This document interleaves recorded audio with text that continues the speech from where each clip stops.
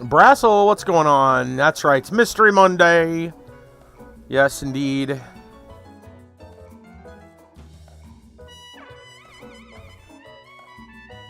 Hello. Yeah. We're probably pretty close to finishing this game, actually. Pip pip cheerio, no that sort of rot. Howdy, governor. Kick out, what's going on? Kiva, hello. How you guys doing tonight?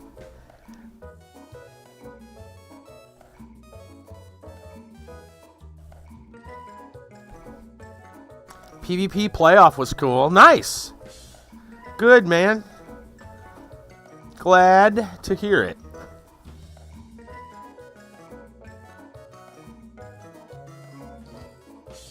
Were there any surprises? Like a class that did better than expected or anything like that? Or do you guys think the meta is pretty well shaken out?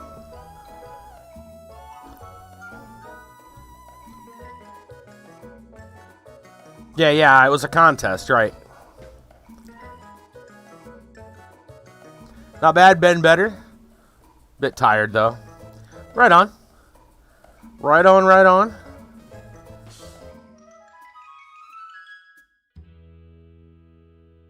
Keeping on and keeping on. That's what we're doing, right?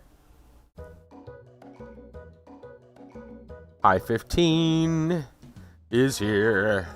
A few ninjas. And there was even a berserker. Interesting. Hey, hi! Howdy.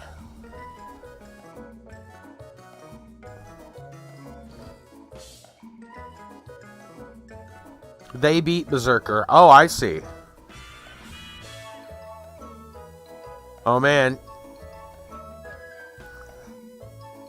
Florida Man story. Oh, my.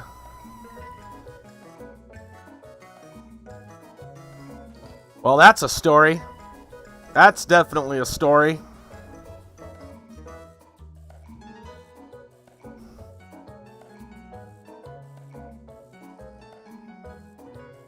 Right? Jennifer, welcome. Don't expect me to stick around long? Yeah, you got the medical scheduled. Early tomorrow. Right on. Somewhat early tomorrow. Right on. No worries. No problem.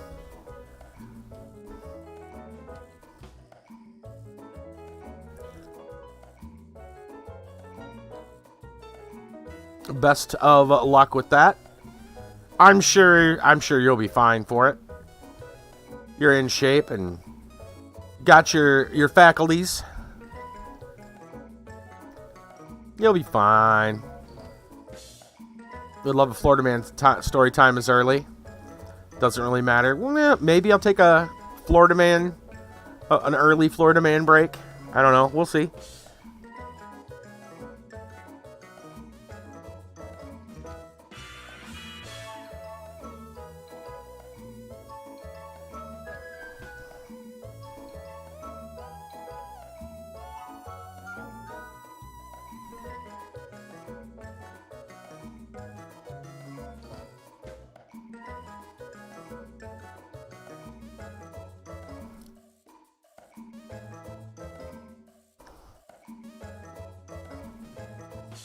Gotten it before, just couldn't be bothered to wait like 2 months for a form to get to OKC and back. I get you.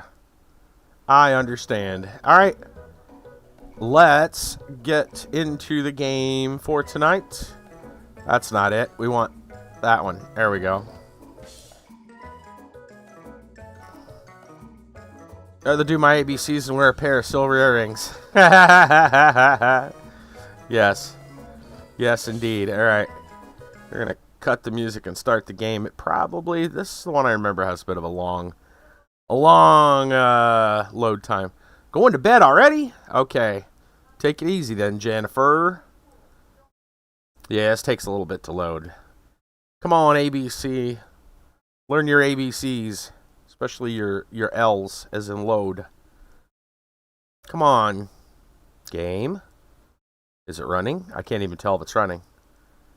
Let's put the music back on, because I don't know how long it's going to take. Game. It did this last time, too. It was acting weird. Every once in a while, we get this.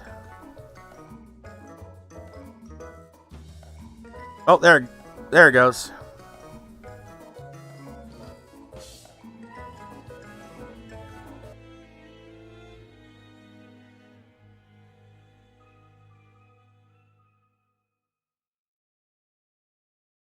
All right.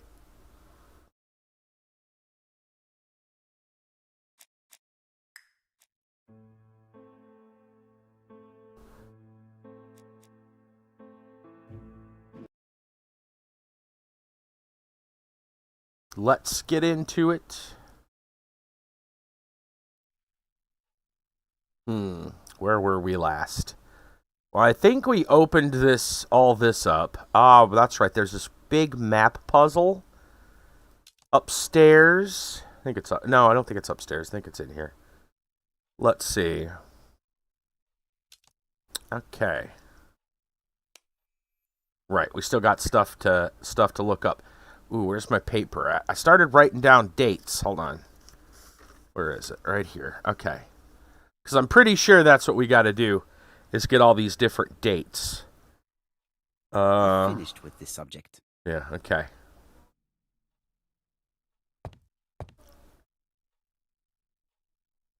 I think we already did this for the points. Yeah, guess we did. Okay. Oh, maybe? I actually do have a game lined up. I got games lined up. I got several games lined up just in case. I think we already wrote this one down. 25, Aceh province. I did. Okay. All right. I don't think we can go any farther through this screen. That takes us outside. I think we've already been through everything here. Yeah, I made sure to get things lined up and ready. I don't know how many of the whatchamacallit things we're going to need, the different dates and places. Sir Carmichael's collection could rival that of a major museum.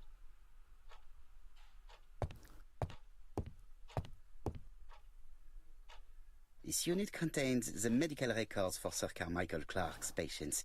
Let us study them closely and see if there are any familiar names. We already got those.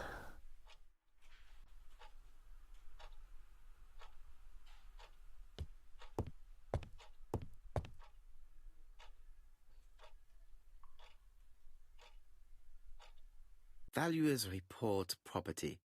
Building land located in Comside, Churston client, Sir Carmichael Clark, April 15, 1935, Court and Brunskill office.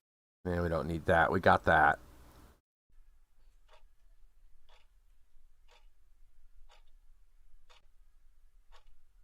I'm not sure how many there are. It looked like there were a lot of them, but maybe that's part of the confusion, right? You don't actually have a whole bunch.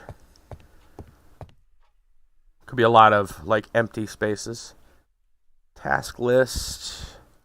Does the brooch have anything else on it? I know it's got what's her name. No. A dark dragon for a bright-haired maid. Okay. See. Frog went a court and he did right on home. Yes.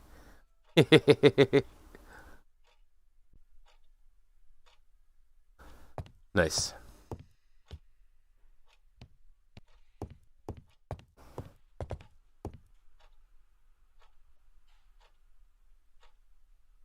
That's all there was to that. It's this piece here.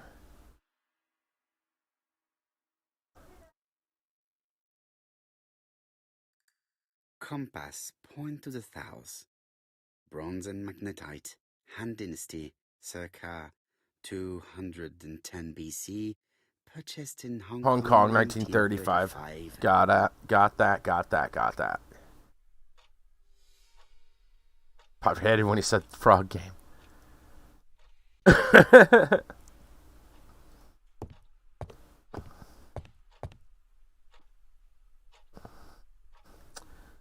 Don't think there's anything with a date on this one. Traditional Chinese map. Facsimile. South is on the top of the map.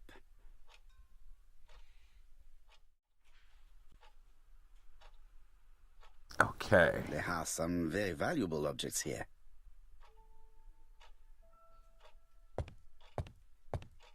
I'm pretty sure we've looked at everything, even the book.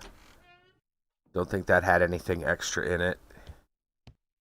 Is there anything else? There's a whole bunch of stuff in here. This puzzle is the one that is going to be the big whatever. It's got a lot of dates and places. I think we already pulled the ones from here. Genteel and wild. English countryside revisited.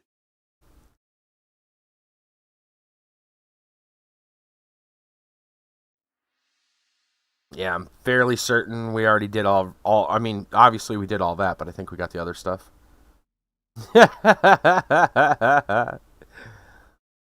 Michigan, was it Michigan J. Frog? Is that his name? Hello, my baby. Hello, my honey. Freaking hilarious. All right. Let's see. What else are we missing over here? I think we got all of these.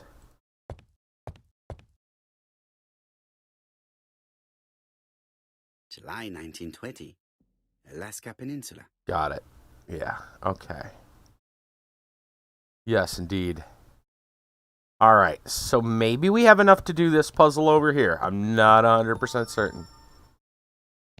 PTSD of the frog.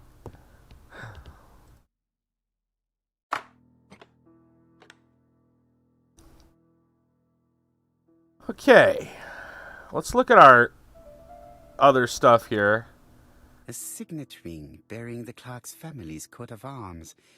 A number is written on it. Wait, is a number written on it?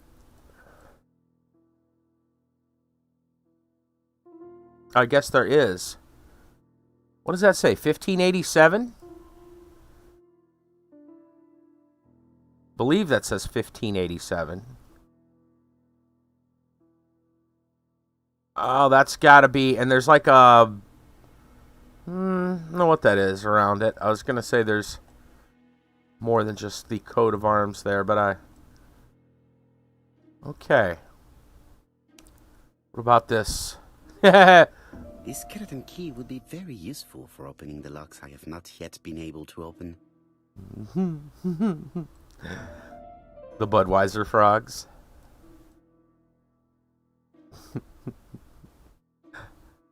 All right. There's nothing written on the skeleton key.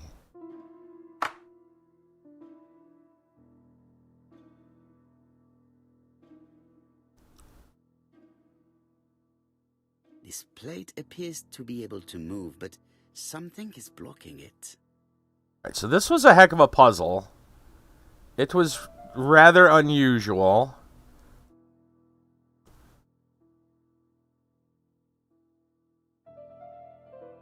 This plate appears to be able to move, but something is blocking it.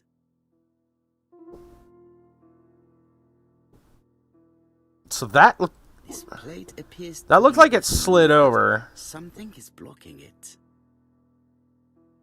This plate appears to be able to move, but something is blocking it. I'm wondering if we have to click these. I got 4 places right now. Frogs dating pigs, singing frogs. Frogs discovering mysteries. Nice. All right, we got the Alaska thing.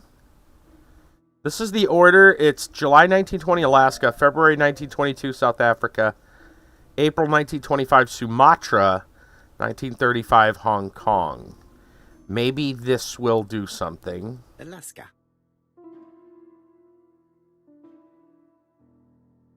All right, and then South Africa.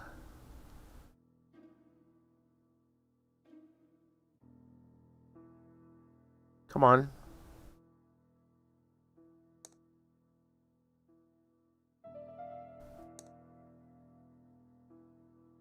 Libya.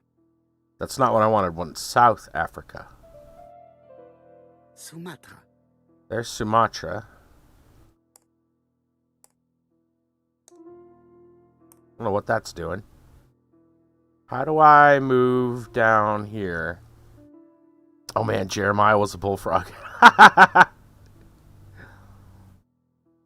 This plate appears to be able to move, but something is blocking it. How do we move down? I don't know why that's clicking.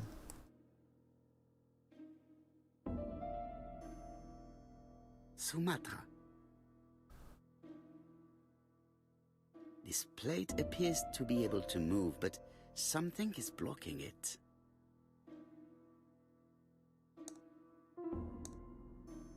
Maybe I just gotta back out of it. Okay. So let's try it this way. Alaska. Alaska. And then South Africa.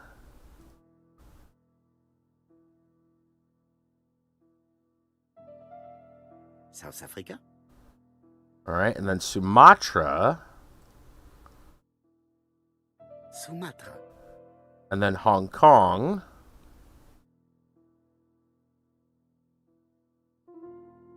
No, up here, I would think.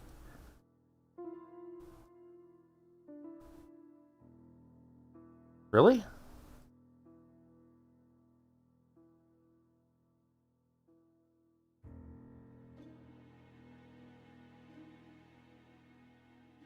Best Starbucks coffee. That points down here. I don't want that. Sumatra. Yeah, Sumatra. Back up. Where's... If I click here, that just takes me back to Sumatra. Maybe that's not part of it, but... The New Siberia Archipelago. I was gonna say.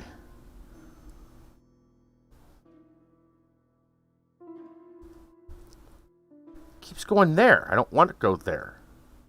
Sumatra. I know that's Sumatra.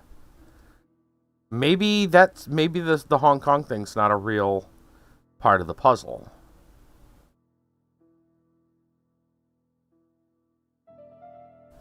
Should be right about there, I would think. It keeps moving up.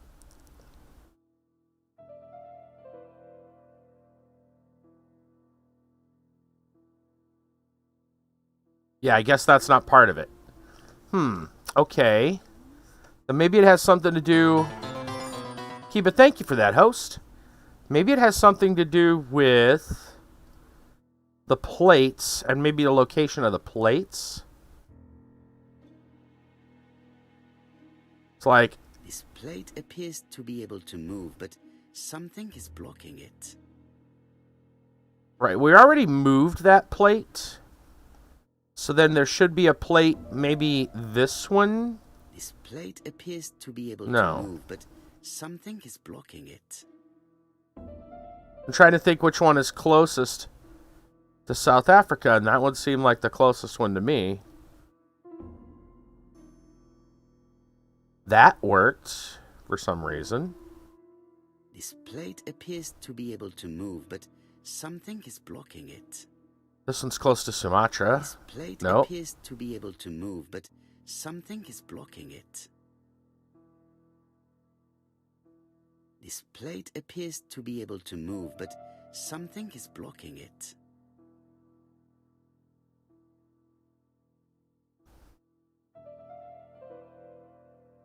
This plate appears... And that just moves back to there. So maybe it has something to do... I was going to say if this is maybe one and then it goes around or something. To get 1587, maybe that had something to do with it. Or maybe there's something else we just haven't found yet.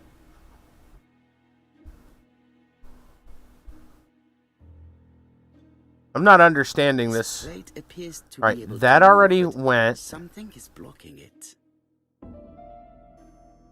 This plate appears to be able to move, but something is blocking it. This plate appears to be able to move, but something is blocking it. This plate appears to be able to move, but something is I really blocking don't understand this puzzle. This plate appears to be able to move, but something is blocking it. So I'm going to try This hitting stuff plate until we appears figure to out be an able order. to move, but something is blocking it. This plate appears to be able to move. This plate appears. This plate appears. This plate appears to. This plate appears to be. This plate appears to be. Okay.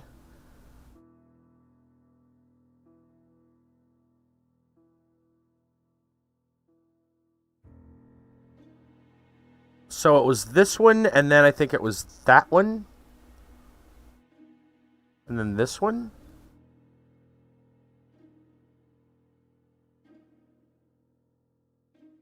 This plate appears to be able to move. I'm not sure I This know plate understand appears- the puzzle on this one. This plate appears.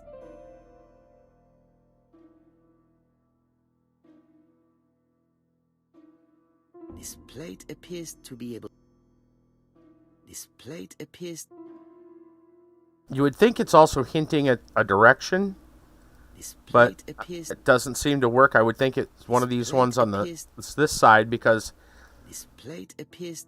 the plate slid to the This left. plate appears to. This plate appears. Either that or we're accidentally brute forcing something that should have a much clearer This plate appears. This puzzle. Plate appears to. This plate appears. This plate appears to. Hello. I think that signet ring should be placed here. There we go. Maybe that's what we need to do. The plates Oh, hello. appear to have unlocked. I think I've already seen these symbols on Franklin's trophies. Really?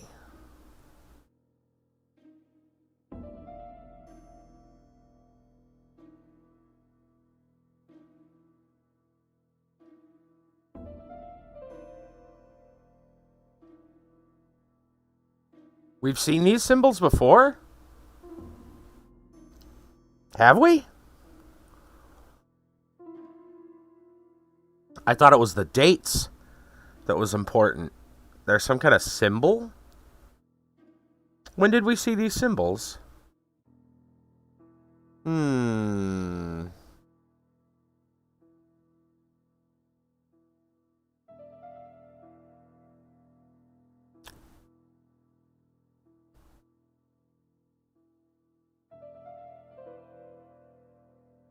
They're not going to let me back out of this either? So I guess we have everything? I don't know.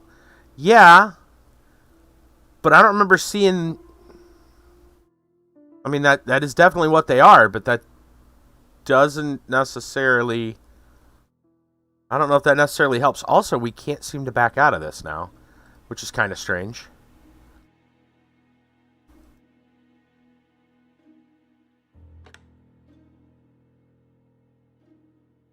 Alright, so that switches between two different sets of prints. That's the same print, isn't it? Looks the same.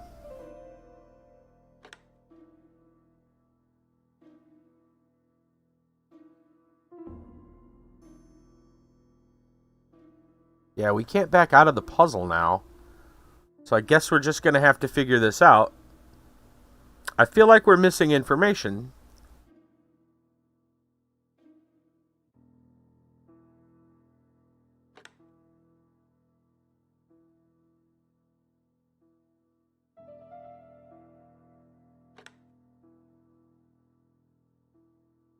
Well, there's a lot of these symbols.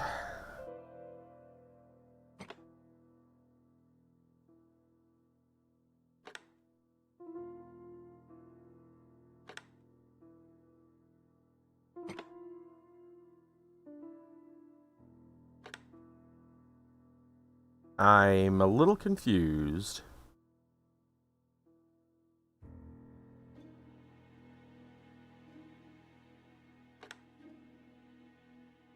Like, what are we... I mean, obviously we're supposed to find a certain pattern, but I don't know the key to the pattern, right?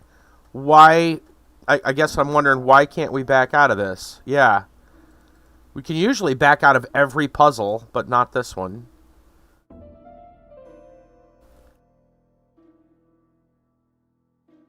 Let's look at the ring again. A signet ring bearing the Clark's family's coat of arms. A number is written on it. 1587. What does that have to do with anything? This isn't number-based.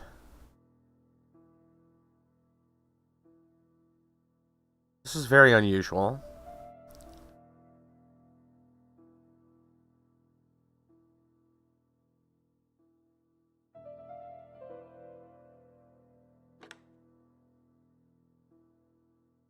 Supposed to be based off some of the prints that, like the animals that he's got displayed.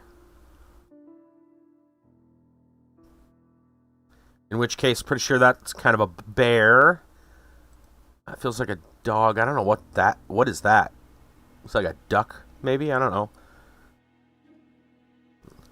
What kind of print that is. This looks like some kind of a dog or wolf. Could be a cat. Large cat. And that would be like a deer, maybe?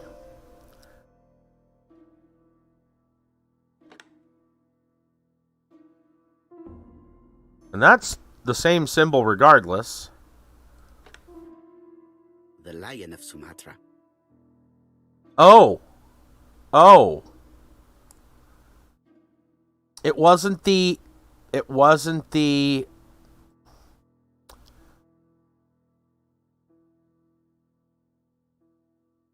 not the whatchamacallit, the date that was important. It was the animal.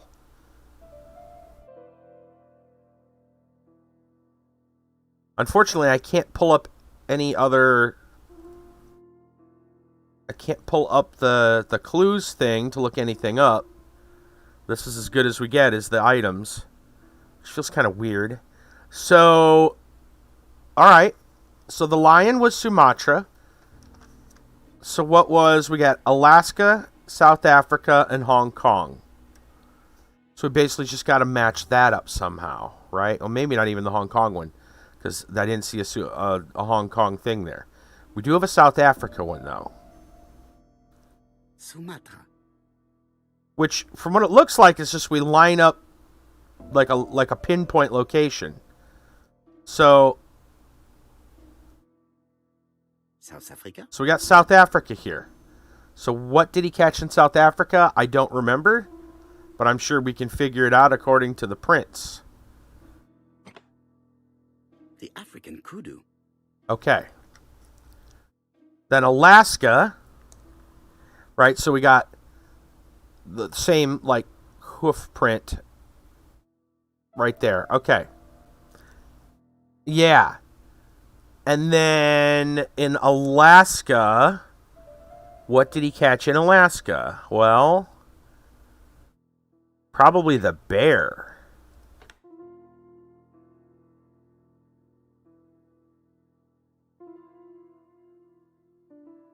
Alaska. Yeah, like a latitude, longitude deal.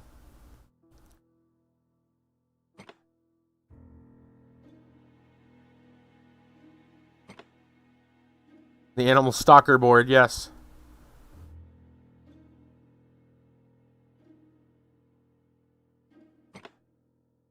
The Alaskan Kodiak bear. There's got to be something else, right? I heard the sound of No. mechanism. Got it. Strange way of protecting one's safe. Triangulating one's hunting sites on a map. Yeah, those rich eccentric types.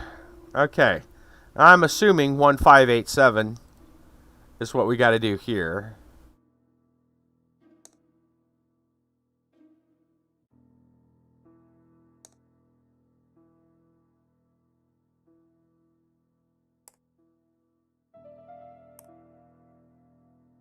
These documents are very likely going to help me for the rest of the inquiry. All right.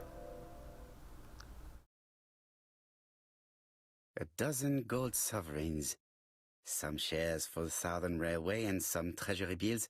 This is not worth much, hardly enough to justify your robbery. Charlotte Clark, Comside, Churston, Devon. To Mr. Franklin Clark, Peninsula Hotel, Salisbury Road, Chim Sha Tsui, Kowloon, Hong Kong, Comside, 1935, January 1st.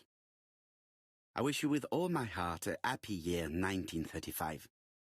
Writing my greeting cards, I have affectionate thoughts for you. Always smiling as a child, sailing to distant countries and bringing back to us trunks full of wonder. At home, everything annoys me, starting with this young Thur Sir Carmichael is so fond of. I have nobody to share my feelings with, so I write to you. That was How pretty can I tell you complex. what happens to me? The simplest way the better. I am doomed. I still have 1 year to live, no more. How do I know? I opened the secret drawer of Carmichael and read a letter not addressed to me. Uh-oh. In this letter, Dr. Logan tells my husband in the most direct way the truth he conceals from me. Sir, I know. But my husband doesn't know I know. Please don't tell him. And if he shares the truth with you, act as you were surprised. Carr will probably speak in his usual convoluted way, but I wanted to be the first to announce it to you. It does matter to me that you are aware of what happens in Comside. Warm regards, Charlotte. Huh. Sir Carmichael Clark, Comside, Churston, Devon. To Mr. Franklin Clark, Peninsula Hotel, Salisbury Road, Tsim Sha Tsui, Kowloon, Hong Kong. Comside, 1935, January the 12th. Dear Franklin, first, I wish you a good start to a successful new year. I have received your letter dated December 10th. Thanks for defending my interest against Wang, this robber. Things could have got pretty bad if you weren't a real cold-blooded guy. I envy you for that. Things go on here much as usual. Charlotte is moderately free from pain. I wish one could say more. You may remember Thur Gray. She is a dear girl and a greater comfort to me that I can tell you.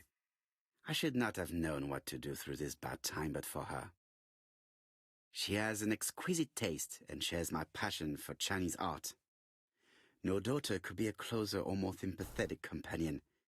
Life has been difficult, but I am glad to feel that here she has a home and true affection. You wrote me you want to stay in China for 1 more year or even longer. I don't object. The longer you stay, the more opportunities you will have to increase our collection. Nonetheless, you should know that we miss you here, and that Charlotte will be gone by the time you come back. I am, dear Franklin, your truly affectionate brother. Eton College School Year, 1912-1913. Franklin Clark. School report for Franklin Clark. According to his teachers, Franklin was a good student, but lacked discipline.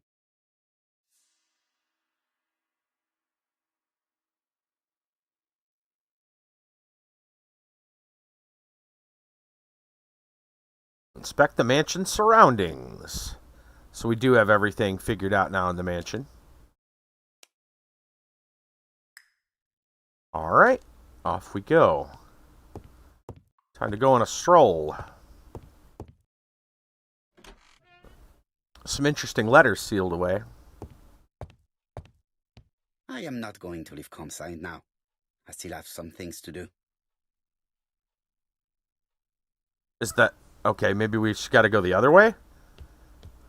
And go through this other door? Back here? Is that what they mean by the mansion surroundings? Because it seems to me like that would mean outside. There we go.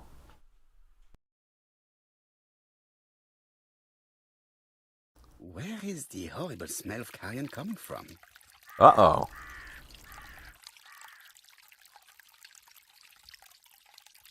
It's not the kind of smell you would hope to be smelling outside, especially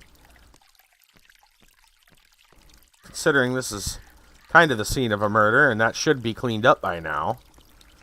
Something makes me feel uncomfortable.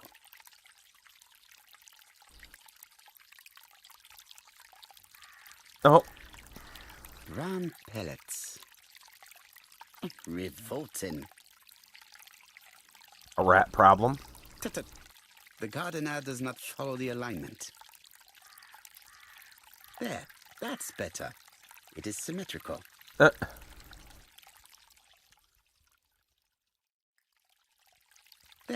that's better. It is symmetrical.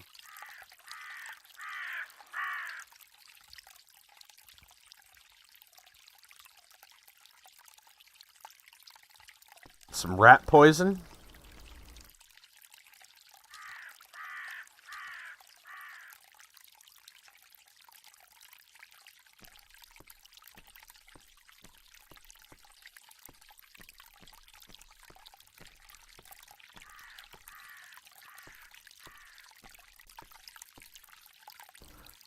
Ooh, a lush little topiary deal going on.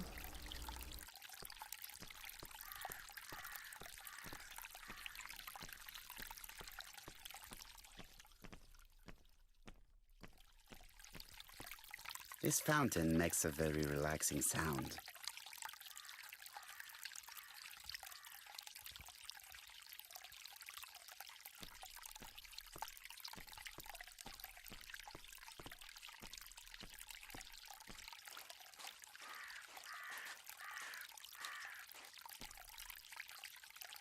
It was probably the gardener who lit this fire. Look here. I wonder if someone wanted to get rid of these papers. Huh. The subject would probably be useful to me. Somebody just Now try and get our brain cells to work. destroying some evidence. What that looks like. Why did Thor leave personal belongings behind at Comeside? Well, let's see.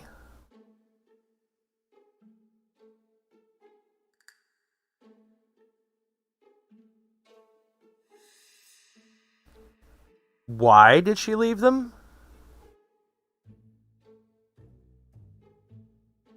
Well, she had to settle his affairs. Just left a letter behind. Wrote to Franklin, tell him that he found Thor charming.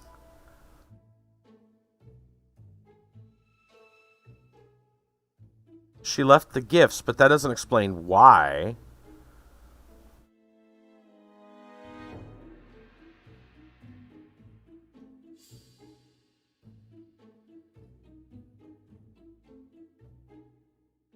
That's not all right. Okay.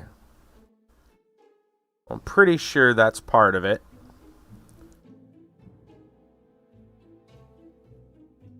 Not exactly sure which three they're looking for on this one because it's a why, not a what.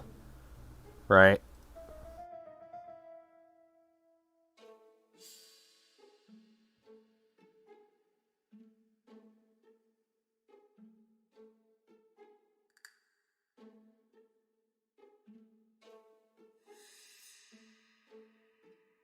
Which ones do they want to answer a why?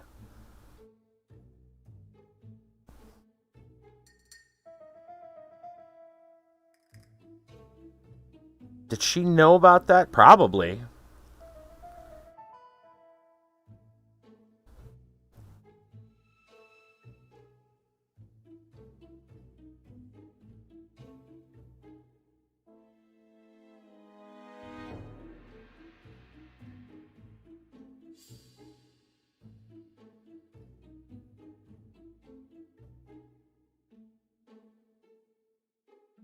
Not those three. I would think explaining the why, not the what. Maybe I should just do the what's.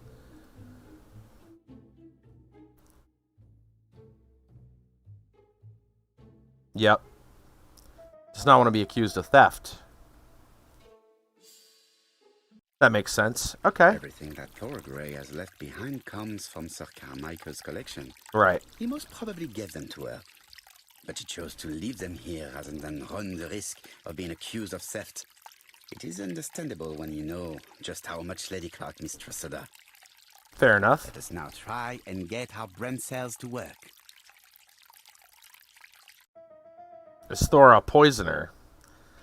Well, that's possible. There is a poisoned rat. There was the order of the poison.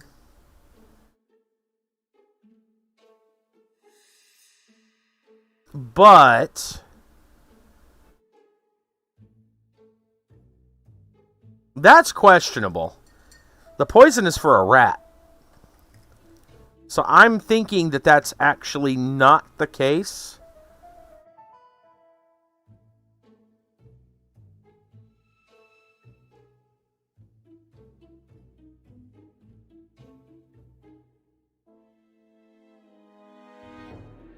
Though maybe it... who knows? Maybe it is. That...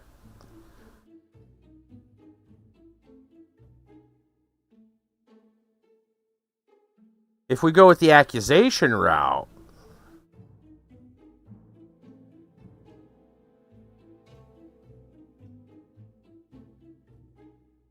No, see, that doesn't seem to work.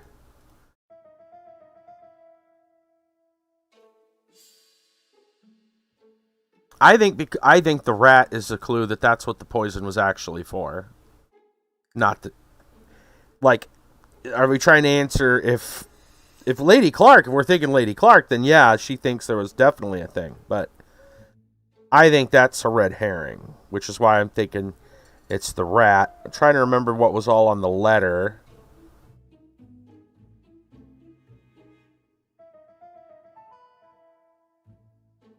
See, that would help to confirm she wouldn't need to poison her.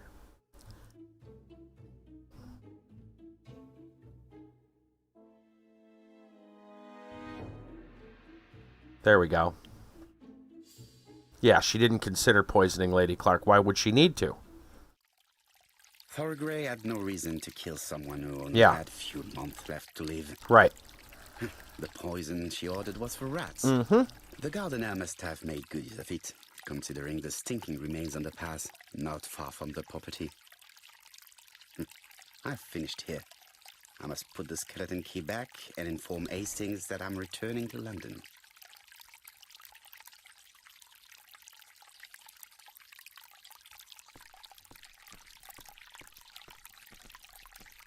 What's with the shed? Whoops. Try it again. Clark's greenhouse. It must hold some rare plants. Do we literally have to put the... I was going to say, they're going to make us put the skeleton key back. Hey.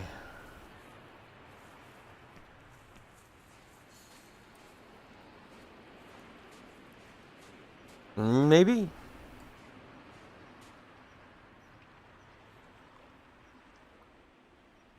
May going you on? have peace, Carmichael. Oh, they actually Charlotte. put a thing for him. I was going to say.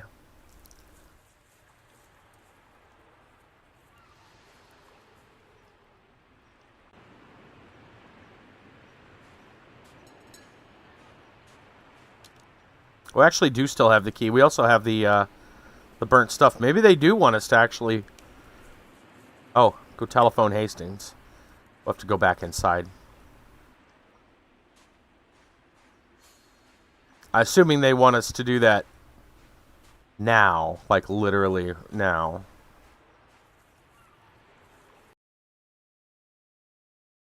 I assume they mean it urgently. I would like to congratulate Clark's gardener. What symmetry.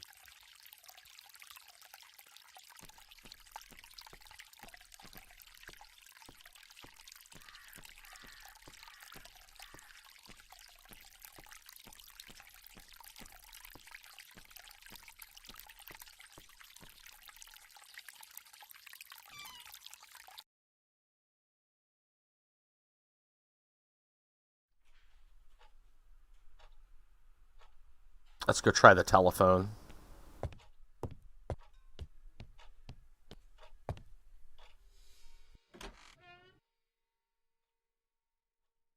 I must put the skeleton key back and inform Hastings that I'm returning to London. I think we got the key. Finished with this subject. I thought we got the key inside the trunk. Maybe we got it from the... maybe we got it from here. April 1925, Aceh Province, Sumatra. Didn't one of these turn? I thought we got the key from one of these. There we go. Perfect. Nothing else is keeping me here. Okay. I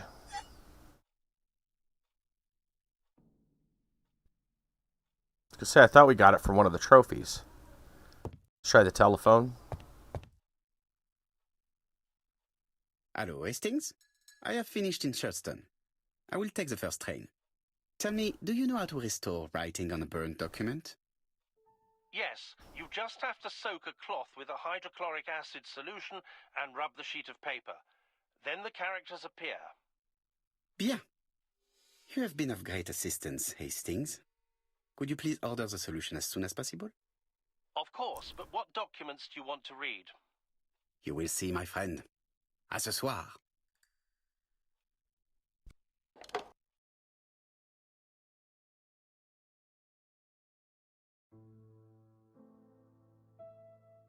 Donald Fraser is here. He insisted on waiting to see you.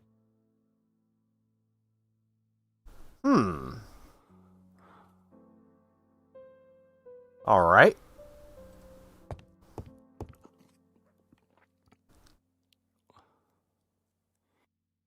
Stop, take a look in the old mirror. Hey, look at that. An extra bonus points.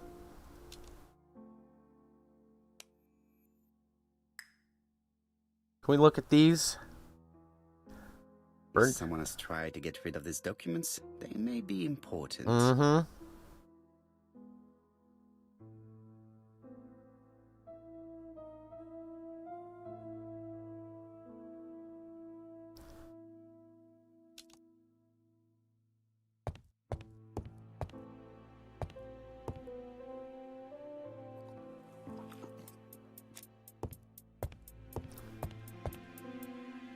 Let's take a quick look at old Don. This man is tired.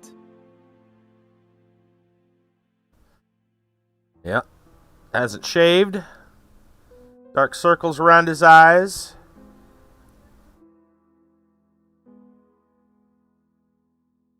Crumpled clothes. Thought maybe we were going to focus on the fact that he's drinking. Donald is short of sleep, and it looks as if he didn't even bother to undress before going to bed. It's been having some rough nights.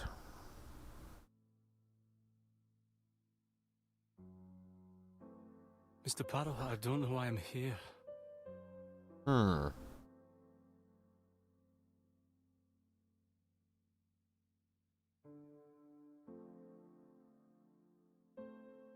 am not going to play games with you, Mr. Fraser. You don't understand me. Mr. Parrow, since Betty's death, I've doubts about myself. I don't know what to do. And I keep having a horrible dream 3 nights in a row.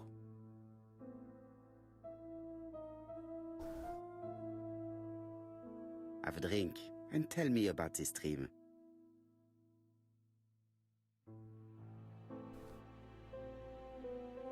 It's always the same. I'm on the beach with Betty. I grab her around the throat, and I squeeze, and squeeze until she's dead.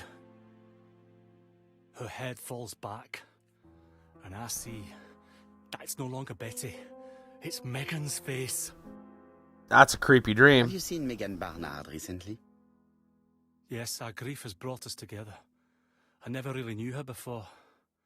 She's really quite a remarkable girl. But I would never tell her about my dream.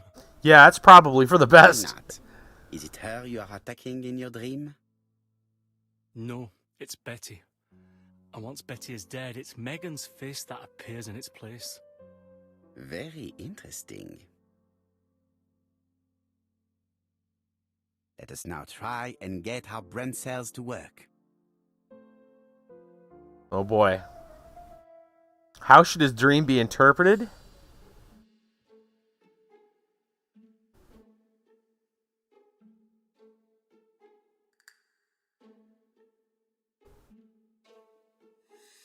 Well, sounds to me like it's some kind, like the symbolism there is that his relationship with Betty is dead. And he's subconsciously telling himself to move on with Megan. That's what it sounds like.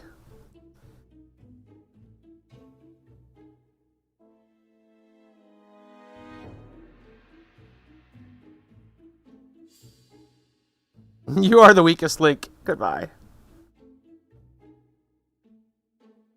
So we're going to say that he actually likes Megan. Did not kill Megan in the dream. He was in love with Betty. Starting to have feelings for Megan. Feels guilty about abandoning Betty. There we go. Yep. Mr. Fraser, I think that the real meaning of this dream is that you are in love with Megan Barnard. Mm-hmm. Please go on. Do. This dream certainly betrays your guilt. Oh. But what do you feel guilty about? Having killed your fiancé? Possible. Or forgetting her very quickly for her sister? Certainly. And this forgetting is perceived as a second death. So you don't really think I was the one who killed Betty?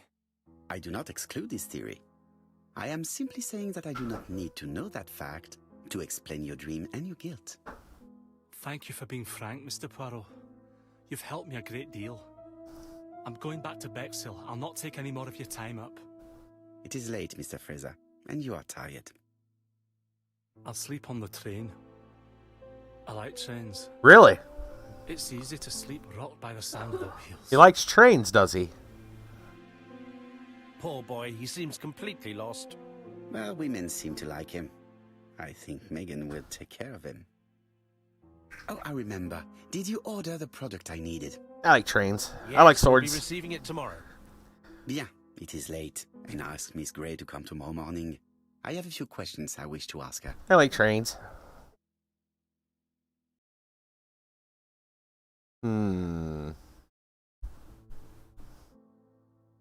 Mademoiselle, I asked you here in order I to like answer a turtles. very important question.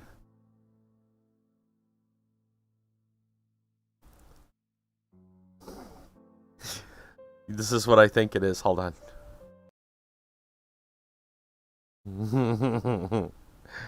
Here it comes. Yep. Yep. The ASDF. Yep. I like singing. I like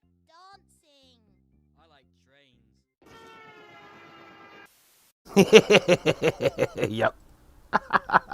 Haven't seen that in a while. Oh, those are so good.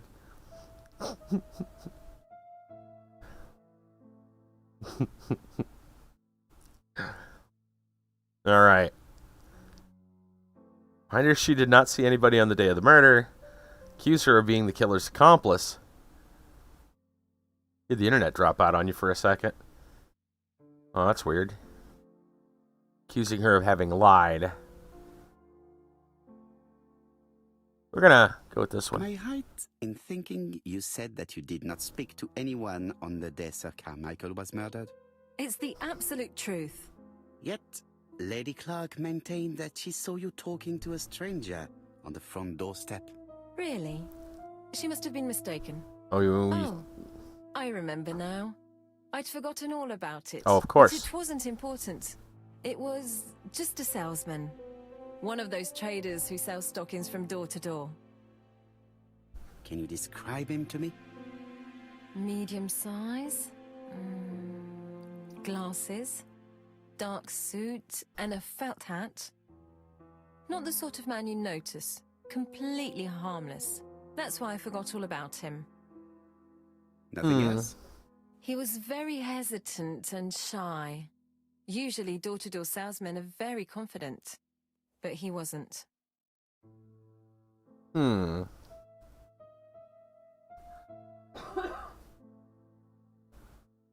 did not leave Churton willingly, I believe. I don't wish to lie. Lady Clark did not appreciate my presence. And Franklin cannot go against the wishes of a sick lady. He is a good man. And he worries a great deal about his sister-in-law. I noticed that you left some personal belongings behind at Churton.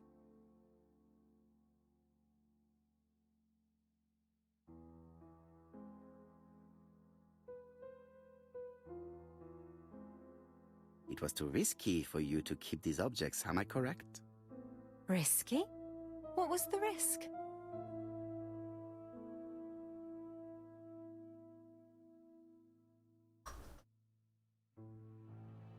Accused her of theft. You know very well what Lady Clark might have said if you had kept these objects. Indeed. These objects were gifts. But Lady Clark would have been convinced that I'd stolen them. By returning them, I put an end to such evil gossip. Bien. I must ask you one last question. Please reply frankly with either yes or no. If Lady Clark had died, would you have agreed to marry Sir Carmichael if he'd asked you? How dare you ask such a question? Sir Carmichael treated me just like his daughter. And all that I ever felt him was affection and gratitude, nothing else. Thank you, mademoiselle. I will not keep you any longer.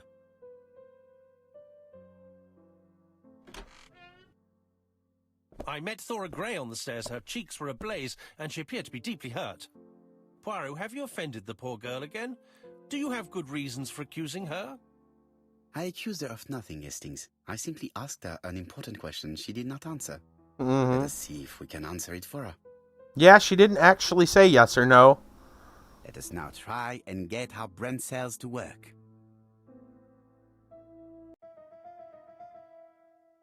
Thor have married Sir Carmichael if he had lived.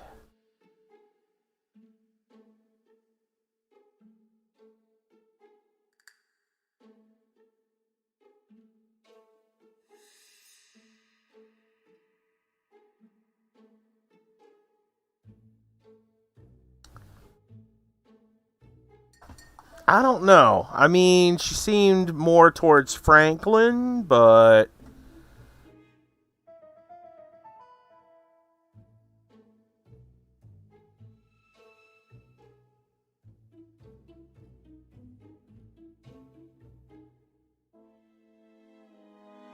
which kind of leans towards no. But then again, maybe she would have married Clark, right? And then Franklin on the side.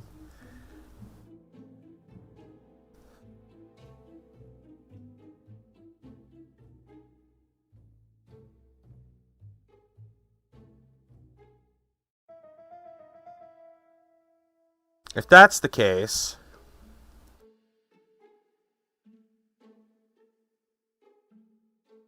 then we could run this way with it. Got it. Wanted to be married, certainly would have succeeded in doing so. So she would have. You must know how to read between the lines, Hastings. When Sir Carmichael refers to paternal affection, he's lying to himself.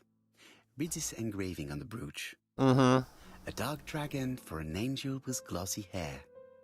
These are the words of a lover, not a father. Lady Clark was not wrong. What if Sir Carmichael had fallen in love with his secretary? That doesn't mean that she forced him to do so. True, there are extenuating circumstances. She is a penniless orphan.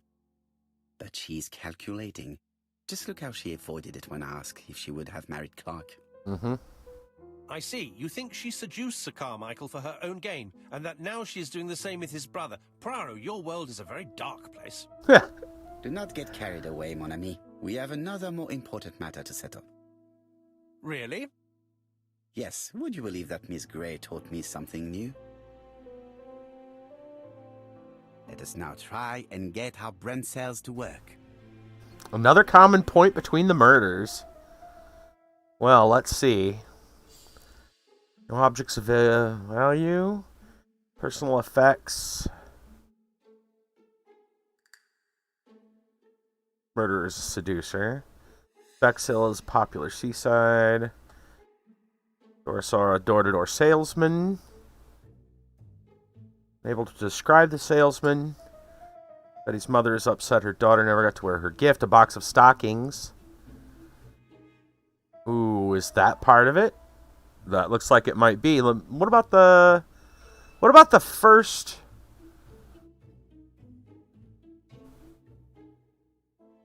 That was her personal effects.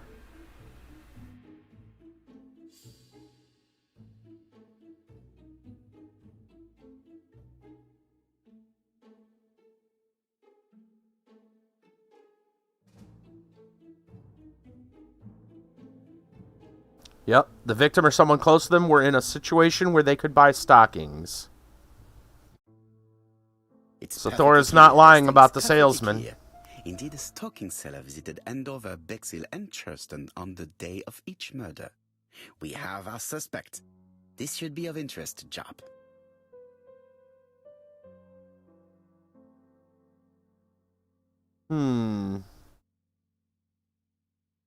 Use the old telephone. We still don't have the, still waiting on the other stuff to come in, I guess, for the paper.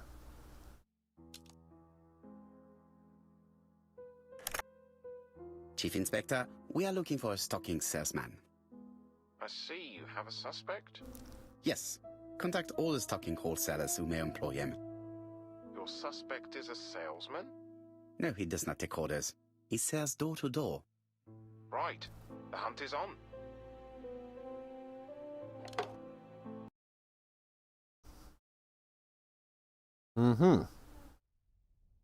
Doncaster. Uh-oh.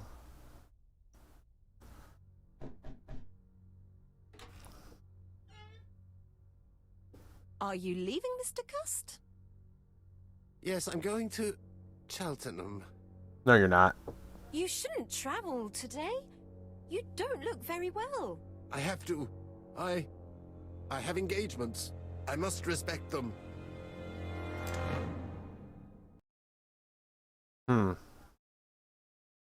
Interesting. Can you get the post, Hastings? And why don't you go and get it yourself? Damn. Très bien. What's going on? I've never known Hastings to be so disagreeable. Maybe we should take a quick look at Hastings. Hey, did you get the mail? Go get it yourself. Are you collecting the post, Poirot? Ho ho! Wow. Catty today, ain't he?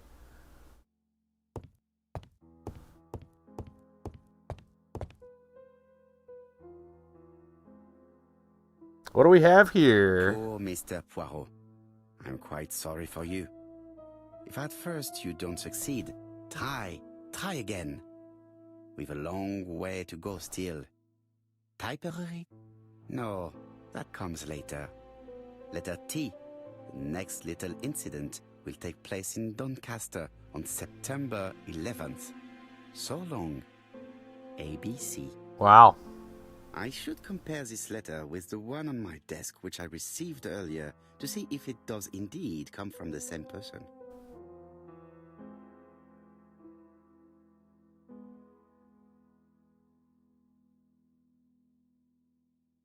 During the investigation, collect thumbnails to illustrate your progress in the inquiry.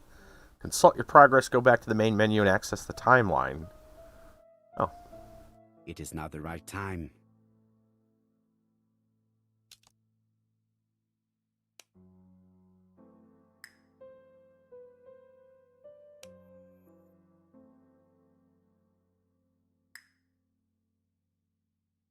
I want to see what they mean. Let's see if we can... let me see. Will this... Well, I want to go back to the main menu, but... I think that'll take me back to the main menu. Why would they make you go all the way back to the main menu?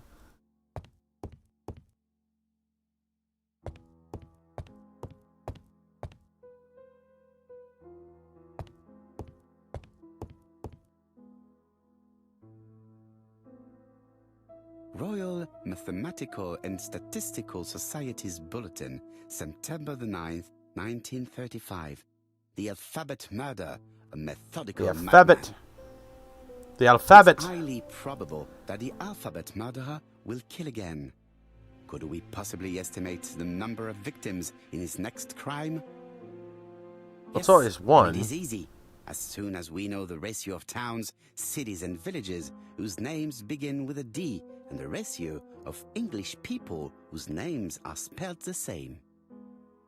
On the one hand, the ratio of towns, cities, and villages in England with a name starting with D, and on the other hand, the ratio of English people with a name also starting with D. After this initial calculation, it is easy to deduce the likelihood of actually being murdered. Blood if you pack, belong welcome. to the target population. Thanks for the follow. Go to the last page to find our results and details on the calculations. Daily Blag, August 31, 1935. Moustache at half-mast. Poirot's repeated failure in ABC case. Sometimes small things trouble great men. Hastings, faithful collaborator of the Belgian detective, knows something about it. Oh. 3 mornings in a row, he confided to us, the cook broke the egg yolks when preparing Poirot's breakfast.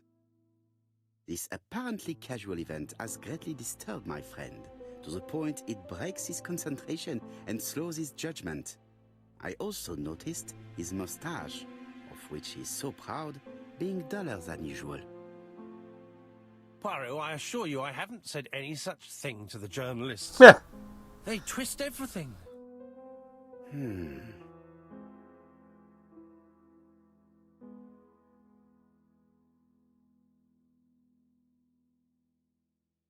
Well. Can we talk to him any? Amy, it is a pleasure to be working with you again. No. I have missed Okay. you this past few years. All right. Time to go check out the typewriter stuff.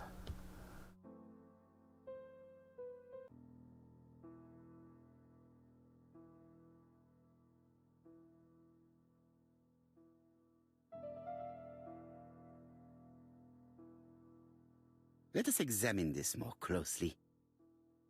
Oh, I'm pretty sure we know. We got the letter I. Certain characters in the 2 letters may have similar defects. Mm-hmm.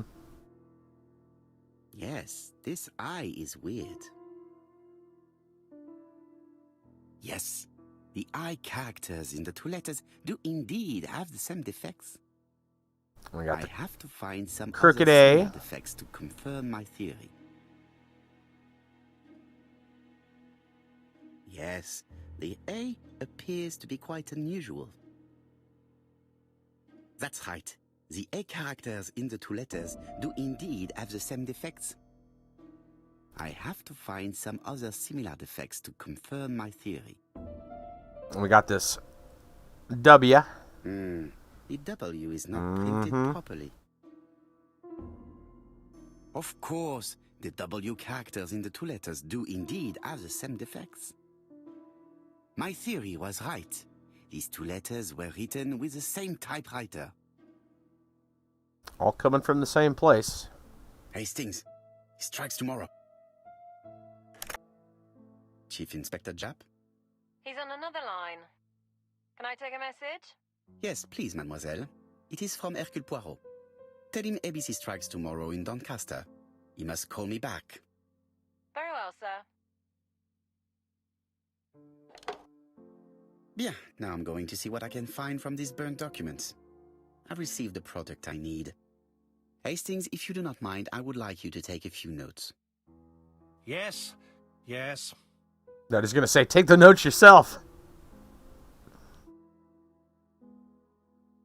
All right. I'm not sure where we're supposed to do that at, but maybe just at the desk. I've finished with this subject.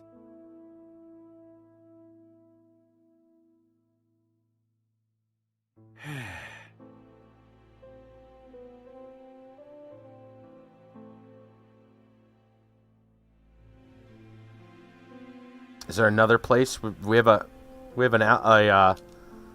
lab. Let's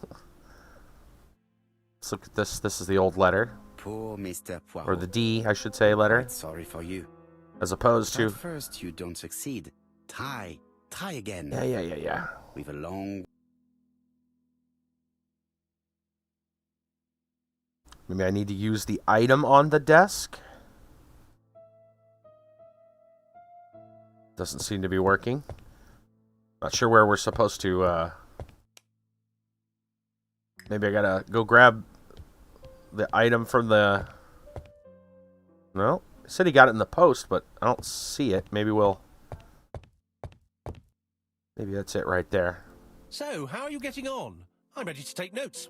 Looks like this is where we're doing this over here. Now, down to work. What of this needs putting in order a little.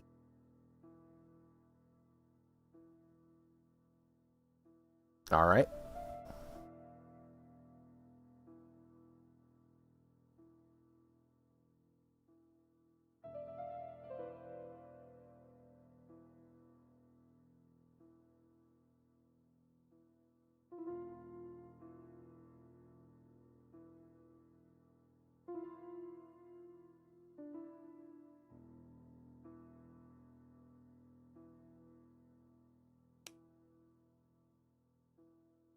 If someone has tried to get rid of these documents, they may be important.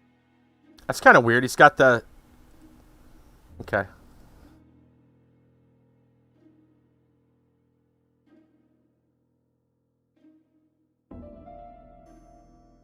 Want to do the Florida Man story? We can do the Florida Man story. All right. This page will be reconstructed in a flash. It's so simple. This page is finished. That's done. 3 more to go. All right. Just for you, Hi. Let's do it. We're going to do a mini story time for you guys. So Hi's got to get going. And I know he wants us to do the Florida Man story. So we'll take a mini story time here. Blam. To do the Florida Man story for tonight for you guys now. All right? All right, here we go. Hi has given us the story here. This is from... Yeah. May look into doing a Florida Man story graphic. I mean, I could probably just pull up... I could probably make a image out of the one I did for the shirt, actually. Unless you want one to specifically say story time. I'm sure we could put something together. Anyway, from the Tampa Bay, well, the Tampa Free Press, we have... Well, boy, this is a heck of a doozy. You guys ready? Florida Man sentenced to 20 years in prison, $251,000 fine, after cutting off wife's lover's penis. Ruh-roh. Alex Bonilla, Florida man who was accused of breaking into the home of his wife's lover, cutting off the penis with scissors during a gruesome attack, pleaded guilty. 2019, Bonilla caught the man and his wife having sex in Bonilla's home back in May 2019, deputies' report says. In July of 2019, Bonilla went to the victim's home, who happened to be his neighbor, tied the man up at gunpoint, and completed the gruesome act with scissors. In a report, Gilchrist County Sheriff's Office deputies say Bonilla then left with the severed penis. Took it with him. Gilchrist County deputies say that 2 children were in the home at the time of the attack, and the male victim survived the assault. Bonilla was sentenced to 20 years in prison plus 10 years probation after being found guilty of kidnapping and aggravated battery with a deadly weapon, was ordered to pay $251,000 in restitution. And that's the whole of it.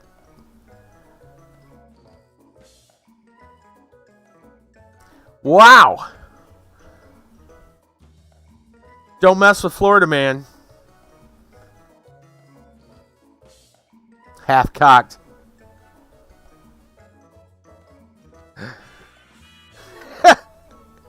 I wonder what they didn't really say what happened. I assume they found they caught the guy apparently with the severed member. What was he planning to do with it? Destroy it? Keep it as a souvenir? I don't understand. Like, I don't know. I mean, what's her name? I remember Lorena Bobbitt. Like, she just threw her husband's out the window. Drove down the street and threw it out the car. But yeah. Like, what do you plan to do with it after you, like... What I wonder, well, I guess what I also now wonder is, were they able to reattach it? How did that work?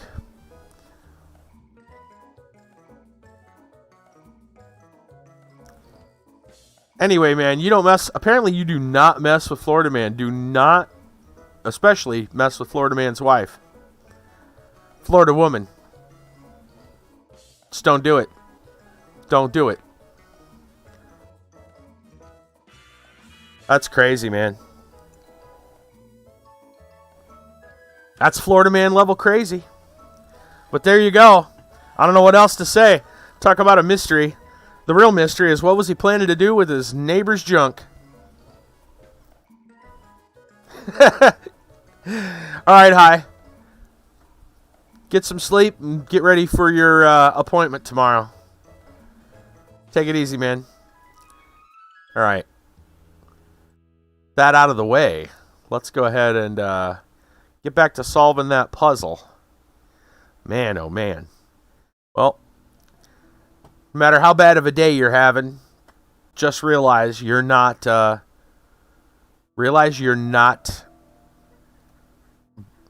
Benia's neighbor.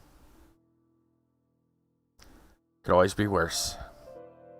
This page is child's play.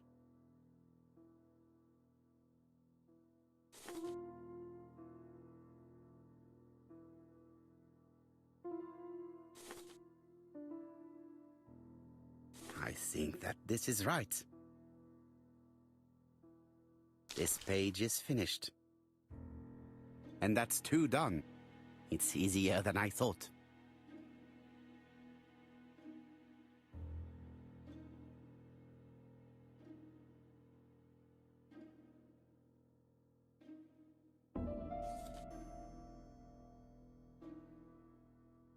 I think that this is right.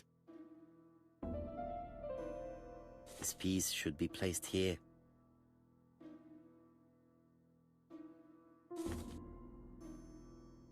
This page is finished. Only one more. Keep going.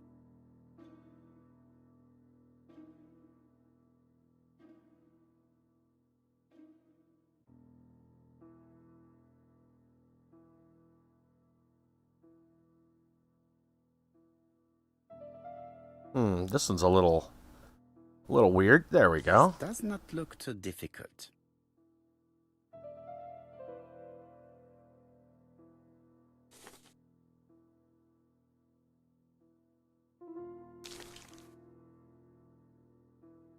This page is child's play. This page is finished. All the pages are reconstructed.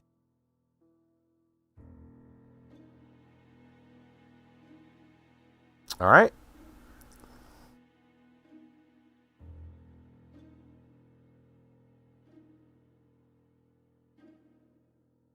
Do we pour it on the paper? A bottle of solvent. Yes. I thought we had to soak this with the solvent.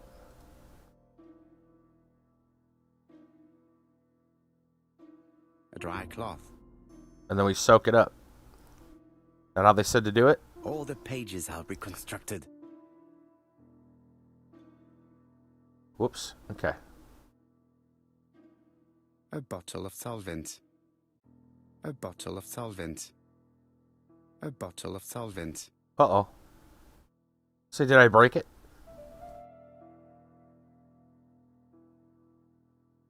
I feel like I broke it. There we go. The cloth is now soaked with solvent.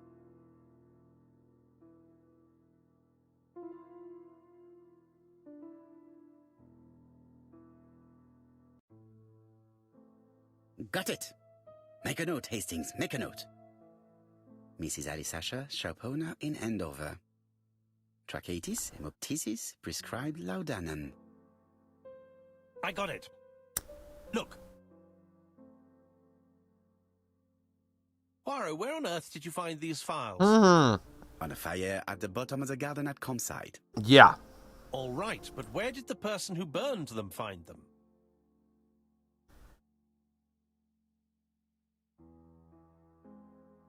Let's read the documents. Alice Asher, shopkeeper in Andover. Tracheitis, hemoptysis, chronic cough with loss of blood. Prescribed laudanum-based cough medicine. Betty Barnard, waitress in Bexhill. Chronic bronchitis, causing dysphonia. Advised to stop smoking. Alexander Bonaparte Cust. War wounded, mustard gas and head trauma. Wait. Pulmonary emphysema. Hemoptysis. Coughing fits with blood. Suffers from absences and amnesia. Dick Dudley Dunbar, owner of the Black Swan Hotel in Doncaster. Asthmatic, heart disease, heart condition. Let us now try and get our brain cells to work. That wasn't Clark. That was Cust.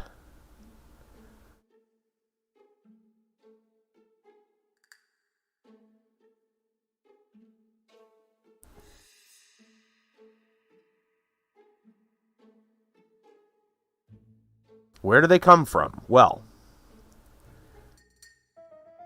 Thur saw the salesman.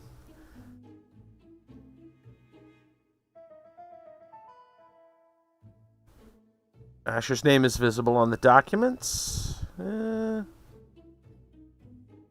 Records. No, it's not those. Maybe it's the throat affliction part.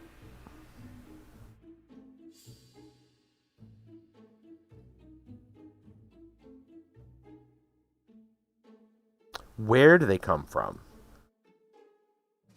Well, I thought that would have something to do with it, so let's think about that again. Clark's medical records were consulted.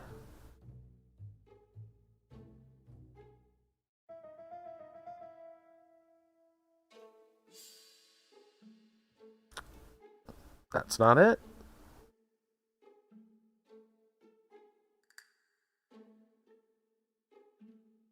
I don't see how those ones have anything to do with it.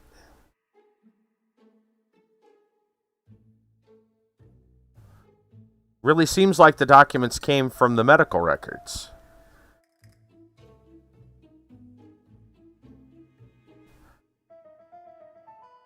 There we go. Yeah.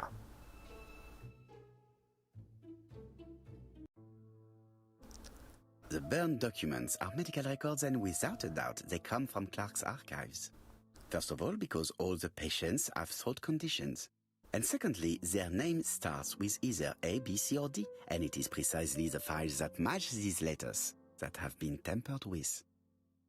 But why burn these files? How come the names of the two victims appear on them?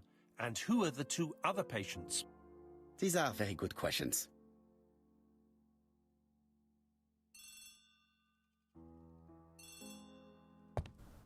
I'd ask you to answer the phone. Why are you not answering? Knew It's probably for you. that was coming.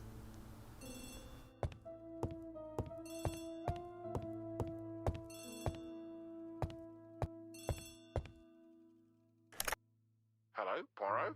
Any news, Chief Inspector? You wanted a stocking seller? We have one. Reported by his landlady, who thought he was behaving suspiciously. He has the most unbelievable name.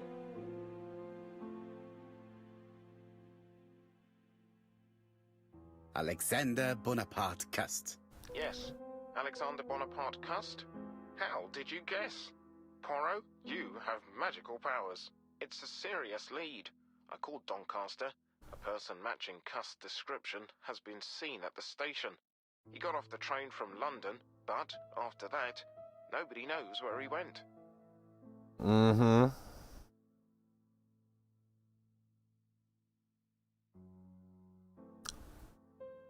said what it said. Did it say Black Swan Hotel?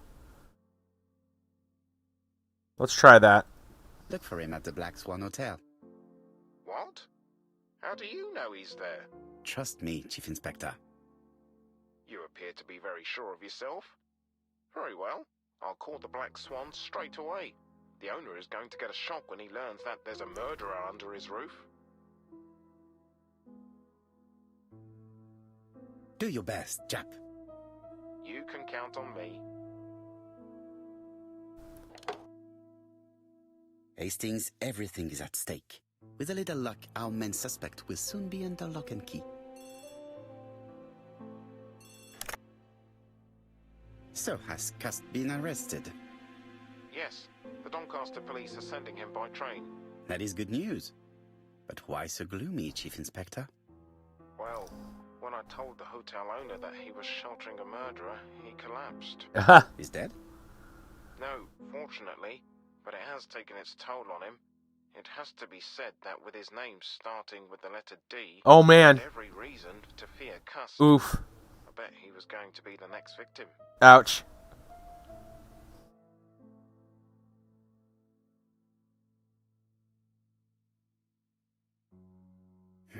Chief Inspector, I believe that I share responsibility for this incident. What do you mean? I saw Mr. Dunbar's medical records. His heart was weak. I should have warned you. It's very honest of you to... Lumpy, welcome back. I appreciate your gesture. Please keep me informed of his progress.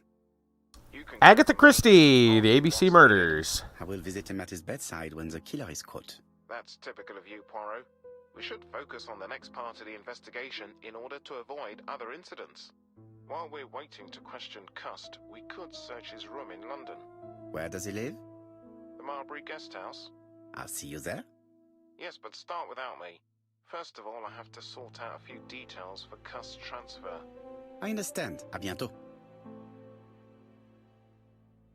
Hastings, we are making good Yeah, it's pretty nice. Please go and search the room of our number one suspect. With pleasure. I did have a dentist appointment, but I'll cancel. The dentist. So that is why you were so nervous and bad-tempered. Yeah. I A mean, visit to the dentist is never maybe? an enjoyable prospect. But an it does have that kind of Go look. to your appointment, Hastings. I will manage on my own. I think it was a smart design choice. Because it's not one of those games that's gonna age badly. Because the graphics are outdated. Right? Because everything has it has that stylistic kind of look to it.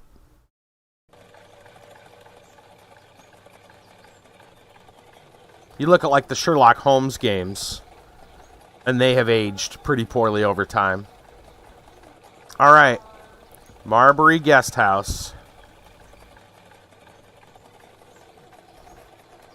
Marbury. There is a very pretty village by this name in Cheshire.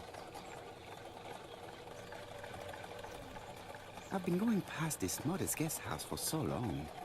I would never have thought that the ABC case would lead me here.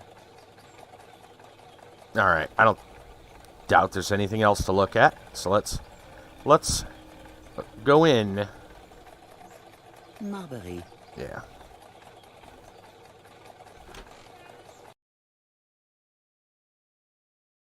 Yeah, it's point and click.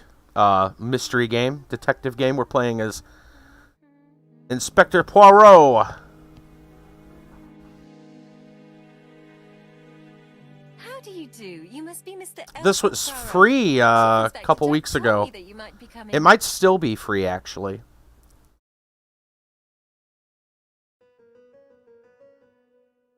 Let me go look that up real quick just to be sure. It might actually over on Indie Gala. Let me go look. It may still be around. I think it's still free. I did this 2 weeks ago? I think it was. Let me go look. Just a moment. Yeah, it's still available. Here, let me grab the link. Let me grab the link for you. In fact, I'm just going to drop the Indie Gala freebies page for everybody. Because Siberia 1 and 2 are still free. There's a Garfield cart. There's a couple of interesting titles. Absolutely, go snag it. It's free to have the account. Yeah. This is a good game. I'm enjoying it. This has been our replacement, our mid-replacement as the Sherlock and the Silver Earring kind of crashed on us. I was going through some of the Sherlock games, and I happened to have this one for a Friday. And, yeah, been digging this one. It's not bad. Madame, you may be of valuable help to me. It would be my pleasure to help you. Will there be some journalists there as well? Oh, you can go wrong with a free You might even game. be interviewed. You are key witness. I've suspected him for some time. but We he found a is few so stinkers. harmless. Oh yes, sometimes he got angry and waved his arms about. But even then, he wasn't frightening. And he was as gentle as a lamb again immediately afterwards. It was only this morning that I understood. He told me he was going to Cheltenham, but my daughter saw him at Euston Station. It's not the right station. To get to Cheltenham, you have to take the train from Paddington. And what's more, Mr. Cuss left behind an ABC with Doncaster underlined. As you can imagine, when I saw that, I called Scotland Yard. All right, hold on a minute here. What's this? Game Rant, Paper Mario Speedrun, Ocarina of Time. What do you got there? Let's take a look. Kit Kat says a few that would make Pepe Le Pew smell like bouquet of roses. Yeah. We've had some off and on the last few weeks. While you're over there at the Indie Gala freebies, Dave was pretty good. We did that on a free one almost a month ago now. But it was pretty good. Very enjoyable. Paper Mario Speedrunner. You know what? We'll talk about that for story time. Sure. Sounds interesting. Okay. Thanks, Kiba. But yeah, we've had a couple of... Dave ended up being pretty good. It's kind of a short game, but it was all right. I liked it. But yeah, Galactic Civ 3 I wasn't a big fan of. Halcyon was just slightly better. And I was not a big fan of the, whatchamacallit, Sunless Sea. Not all free games are necessarily... You can go wrong with a couple of them. Oh, Scrap Garden. Remember that one? Dude, Scrap Garden was still better than Galactic Civ 3 in my opinion, though. At least it wasn't boring. A little janky, but it wasn't boring. Let's see. Ask her how she knew. Yeah, let's ask her. One moment, please. How did you know that Cust had underlined Doncaster in his railway guide? I went and had a look in his room. I see. Do you make a habit of searching through your lodger's belongings? Well, what are you going to do later? I bet you're going to poke around his room too. She ain't wrong. Did you have any other reason to suspect Mr. Cust? He's rather queer. He talks to himself. He has a bad cough. Because of the war, he says. And then he was in Churston when that millionaire got murdered. I found his train ticket when I washed his coat. He didn't want me to wash his shirt. He washed it himself.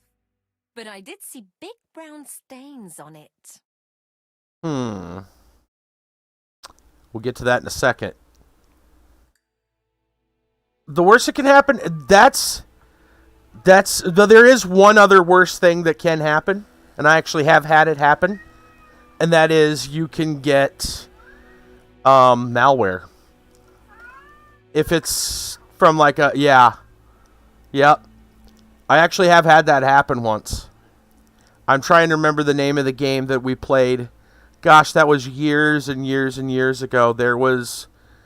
It was one, do you guys remember one that we did that had like, it was like a group of animals? Do you remember that? Or, well, no, I'm sorry. It was like, there was like a kid. I can't remember the name of the game. I'm trying to remember. That was so long ago. It might have even been from like Desura, which is like not even around anymore. Or it could have been, I got a feeling it was from like Desura, but yeah, it had there was like this kid. I'm trying to remember the game at all. There was like this kid, and he like washed ashore on a beach or something like that, and he befriended these animals. I think the animals talked, and there was like a whole. It was kind of like an action RPG kind of game. I can't remember the name of it for the life of me now. It was years and years ago. Really, I'd have to go way far back to find it. It wasn't Animal Crossing. That wasn't free.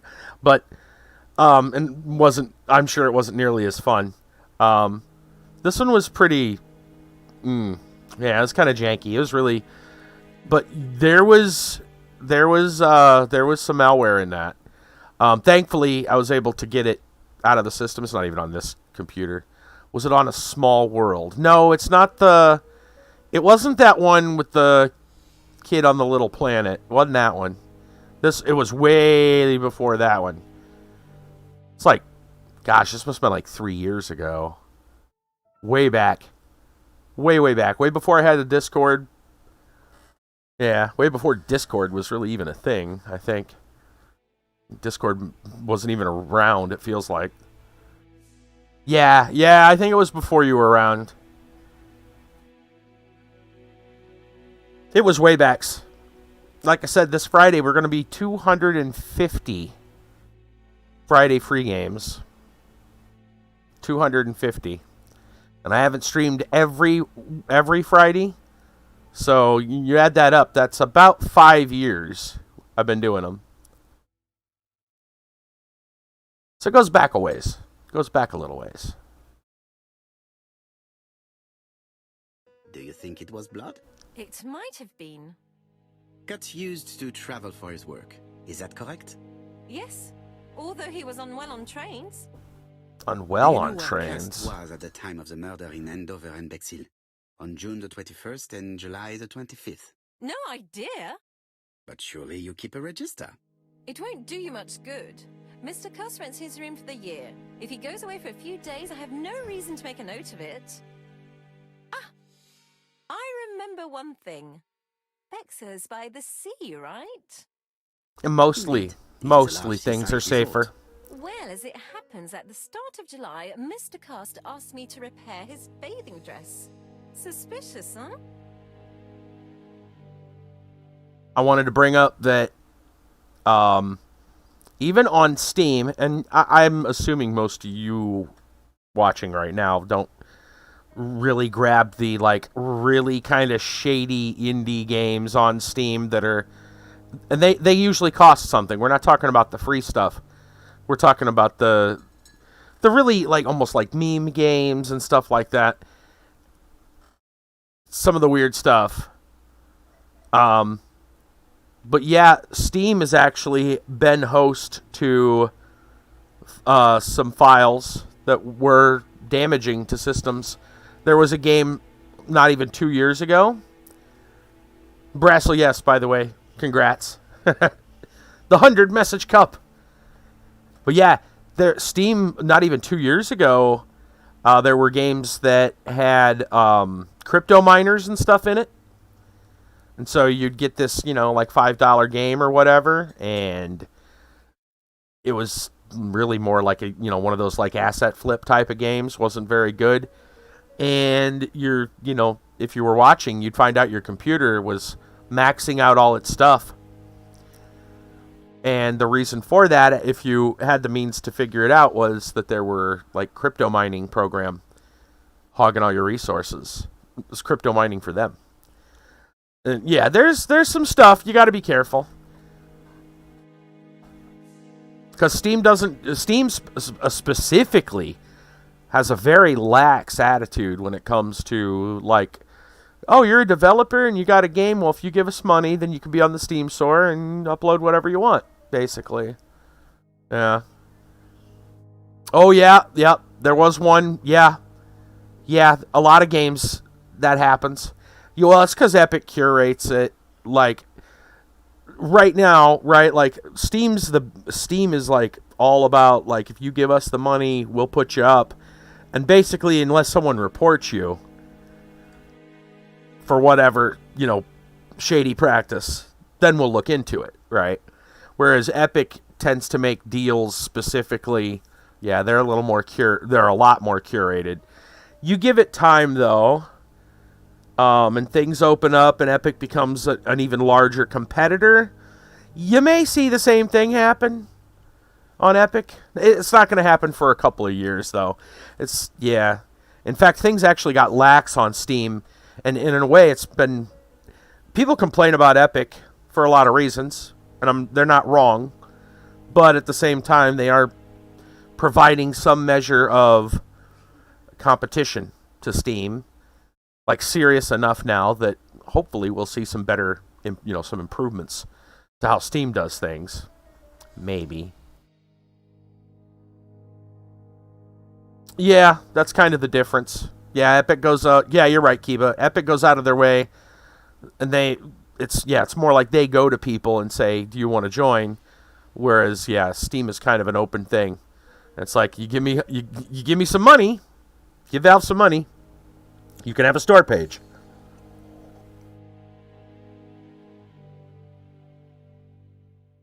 That does not help me much. There are hundreds of English towns by the sea. Anything else? Well, I was only saying. I also forgot to say that he started buying newspapers that talked about the case.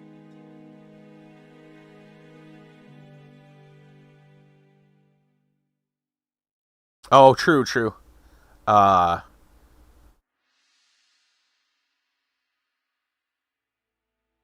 Yeah, same here. I haven't put any money on Epic. Steam directly hasn't gotten a large amount of money from me. Mainly because I buy a lot of bundles, and so it's the bundle people that are getting the money most of the time. I've made a few direct purchases. And there's been some good sales. There was a great sale, what was it? Only about less than a year ago for the entire Sherlock Holmes collection. I snagged what I had missing of that, basically, at a great price. So that would have been directly Steam. Yeah. I pretty much never buy something when it's full price or brand new or any of that stuff. I just don't see the point in it myself. A lot of games, I've talked about this before too. A lot of games will be in an early access state, and if you want to play it in early access, that's fine.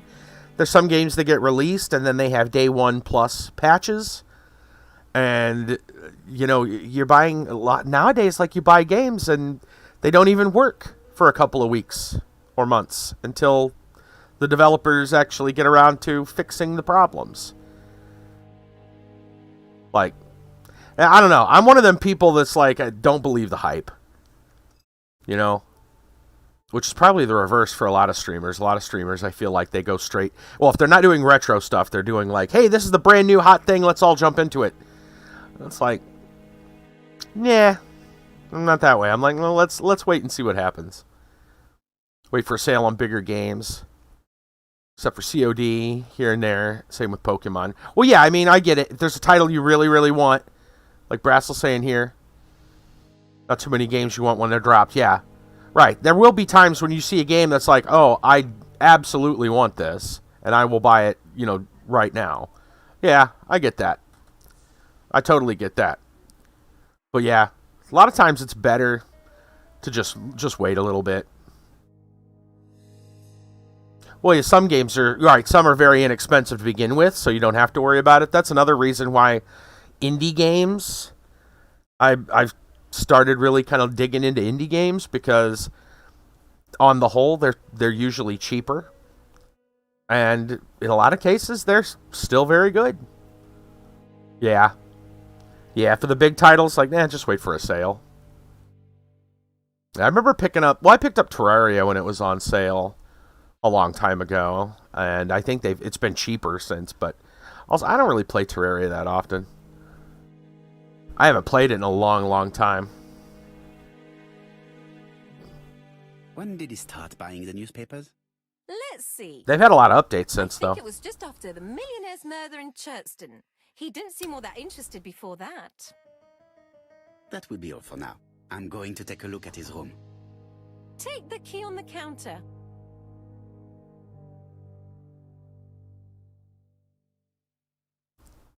Sometimes the big titles feel too polished. Seem to lose individuality, creativity. Yeah, that's another problem with some of the big titles. It really is. Like, there's everything, it kind of starts feeling and looking the same. You got Ark Survival for somebody for $3 on Green Man Games. Wow. Now that's a heck of a deal. It looks like I found the real master of this house. The master of the house.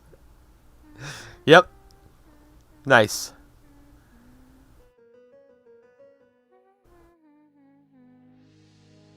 The true master of the house. Sir Fluffington. There is no need to worry about the household cat.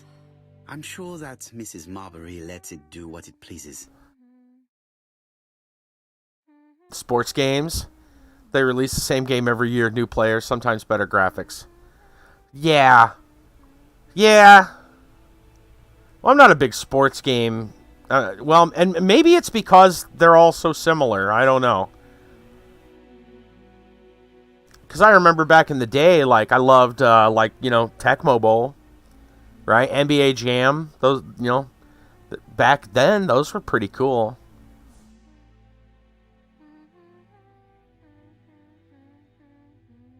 I should check the register. Mrs. Marbury may have been hiding something from me. I don't think my register will help you. Mr. Cuss rents his room all year. If he goes away for a few days, I have no reason to make a note of it.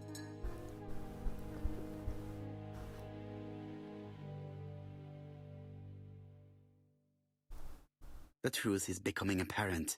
He's on fire! Something to say to Mrs. Marbury.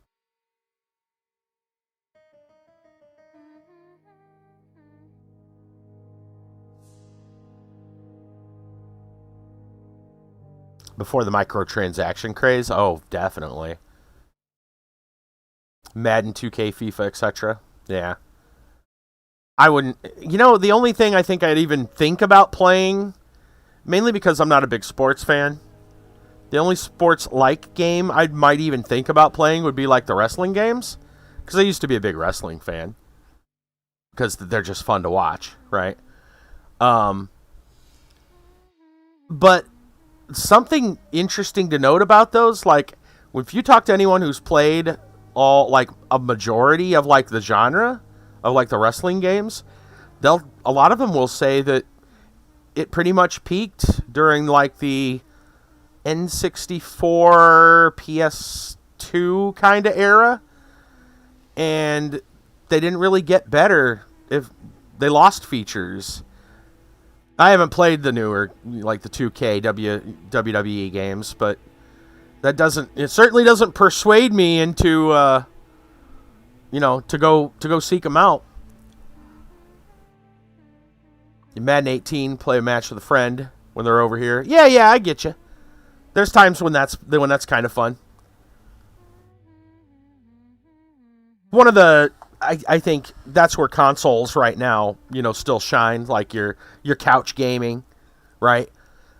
I think it'll be a while, and not too long, but there will come a time where it's a little bit easier for PCs because we're getting, well, you can hook things up now, right? Like I had a friend that for a long time he had a big flat screen monitor. He hung on his wall, and it was his TV and his monitor, depending on what he wanted. He wanted to play a game, then it was plugged in, and if he wanted to switch over and watch television, he could watch that, or console, whatever. So I think once that becomes a little more common, you might see PC gaming have a little more couch co-op kind of stuff, or couch it'd be player versus player, competitive, there we go, co-op or competitive, but you'll see that a little more, but This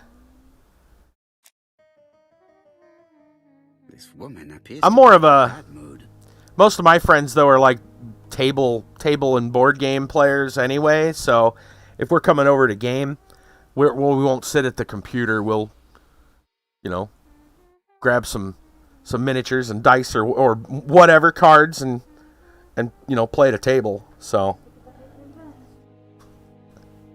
Right. Is that all? When are you leaving? Oh, made her mad.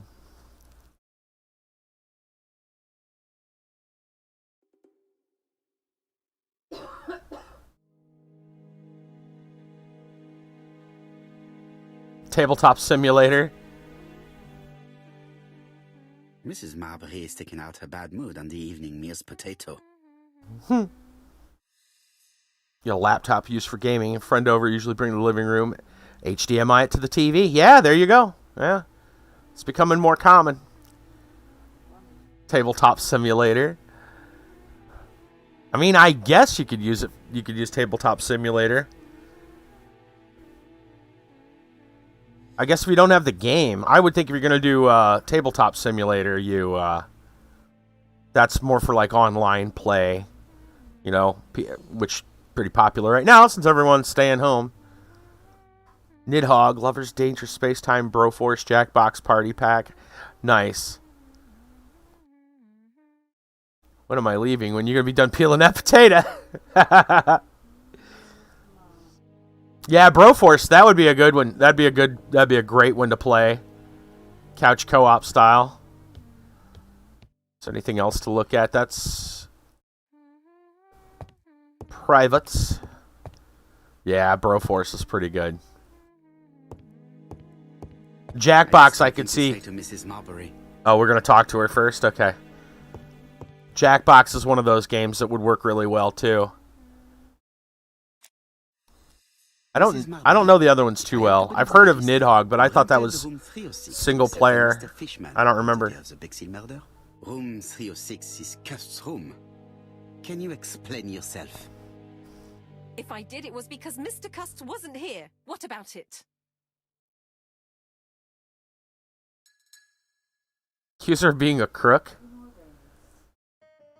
Why not? You rented the same room to two people. That's fraud. Calm down, 2D fencing. Mr. Poirot. My lodgings were full, and I couldn't let poor Mr. Fisher Yeah, it's like a sleep well. outside. I think I've only seen like the label of it. It was like looked very pixelated, but I was wondering if that was a one player. It must be a multiplayer deal, or you can play it either way.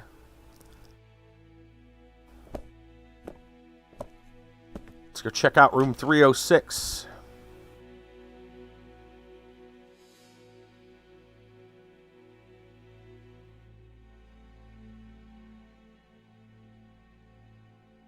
I meant cook, not crook.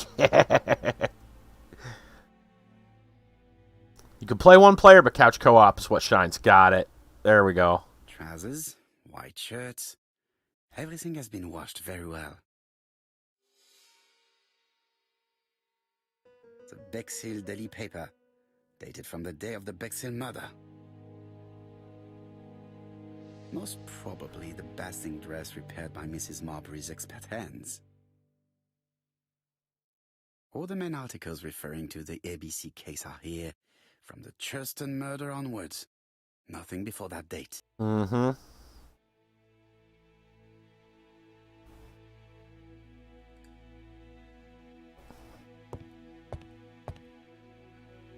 A lot of evidence. ABC guys, enough to sign about a dozen murders. Wow. It's closed. Do we have something to open it with? It's closed.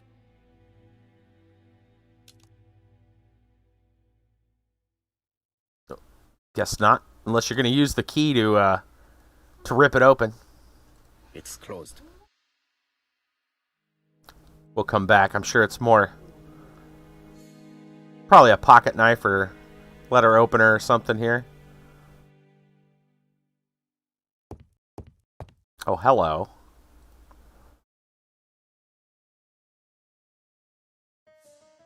Get some bonus points there for looking in the old mirror. I don't know who he's not looking to impress anybody but himself on that one, I guess. Let me guess, some laudanum?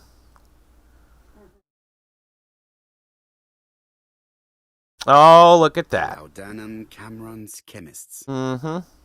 Laudanum, a medicine for coughs. It is what Dr. Clark prescribed for Mrs. Asher. This subject would probably be useful to me.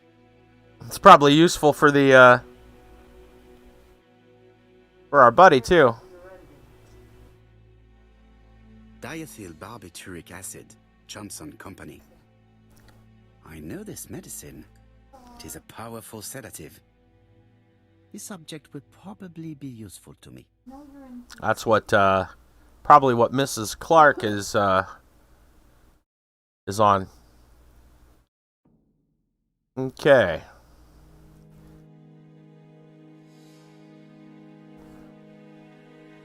Get over there. How hopeful. This place is a real mess. Some dirty dishes. Slightly misaligned bed, huh? Scruffy coat hanging on the side of the chair. The least we can say that Mr. Cust is not very concerned about order and balance.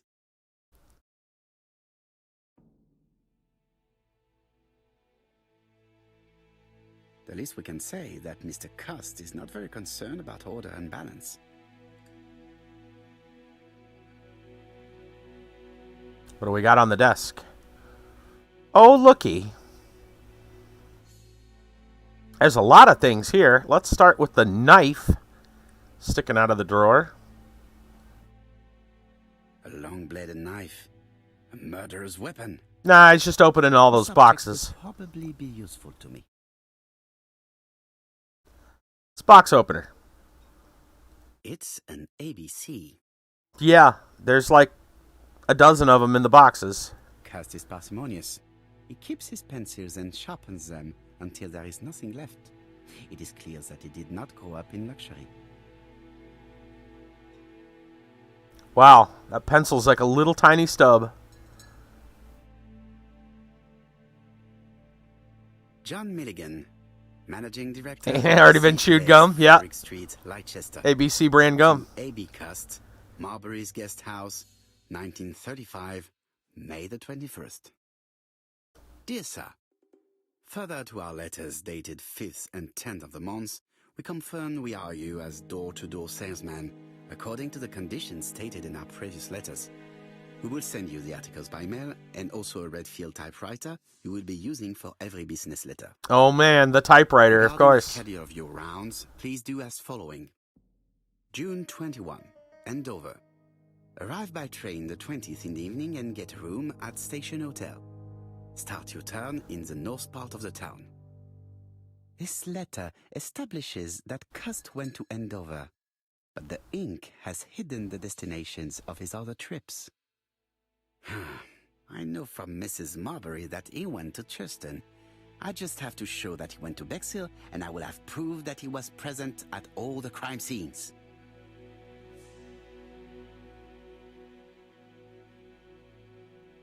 Did Cust drop it when he opened the window, or was it Mrs. Marbury while she was cleaning? I have to get the ribbon. How am I going to do it?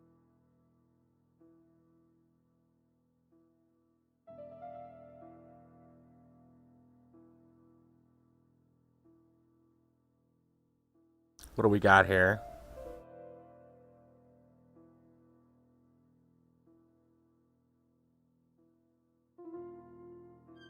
The right-hand heel has been removed. Gonna say they're not gonna make it some really weird puzzle for the typewriter, are they? The left-hand heel has been removed. Oh snap! Look at that.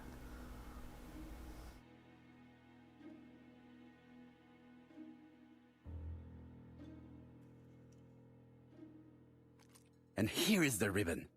Let us see if it was indeed used to write the letters sent by ABC. I only need the ink ribbon for my inquiry. I will let Jack clean the keyboard if he wishes.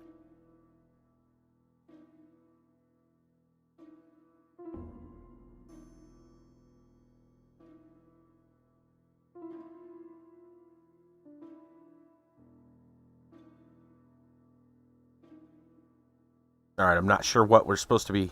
All the letters There we go. announcing the murders were written on Cust's typewriter. Yeah. That's some pretty damning evidence.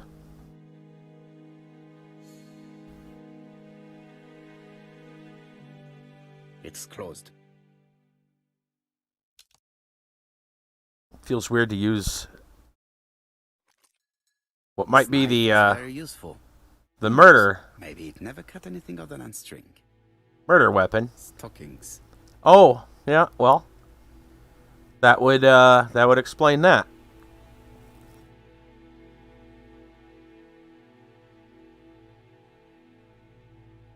Is there something else we're missing? Oh, what's War this? of 1914-1918.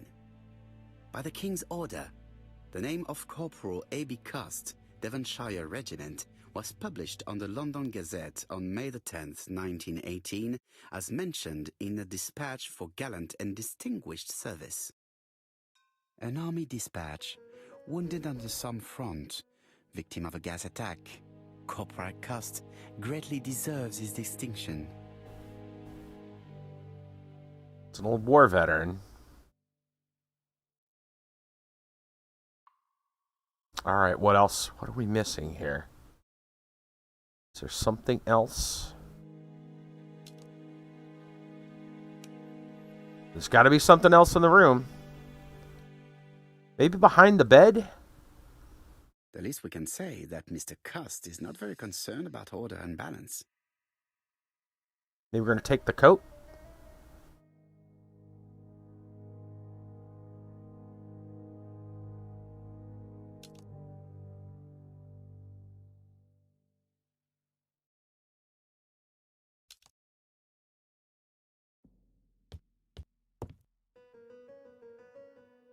Nothing else around there.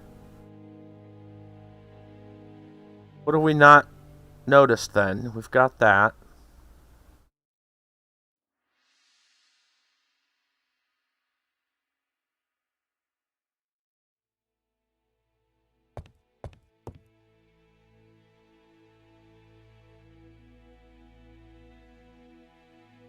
What's the final piece here?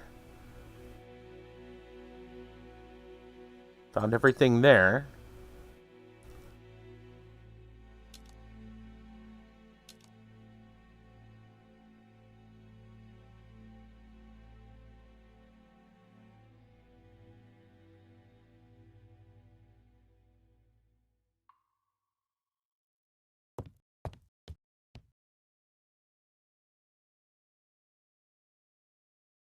The least we can say that Mr. Cust is not very concerned about order and balance. Okay, what's the other... There's one more thing, but I'm not sure what it is. What is that right there? Looks like there was something down underneath. I click over here, it just takes me over to that thing. We've already seen all this.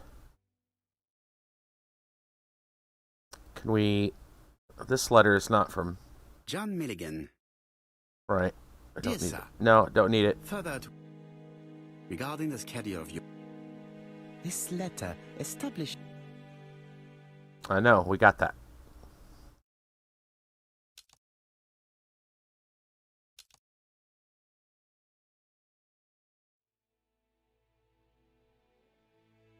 What are we missing? Kinder, what's going on? You guys see there's like a little... Does that look weird to you? There's like a little... Maybe it's just a notch or something. It's kind of strange. Thing's sticking out right there. But when I go to click... Or hanging out and organizing a card game. Right on. Looks like a dart. Yeah. Yeah. Or a pen. Yeah, it's like there's something sticking out. If I try to click on anything there, it just takes me over to this. We can say that Mr. Cust And then is it's very not concerned about there. order and balance. It's not there from that scene, but it's on this What the hell is that? Unfortunately, it doesn't seem to do anything. What are we missing?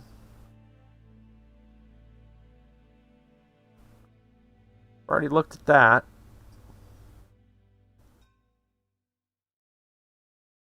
Ah. This dark stain. It could be blood. There we go. But goodness knows how long Smash it has up. Is that the been. Try and get our brain cells to work. Is that the one where like each player gets a different type of faction?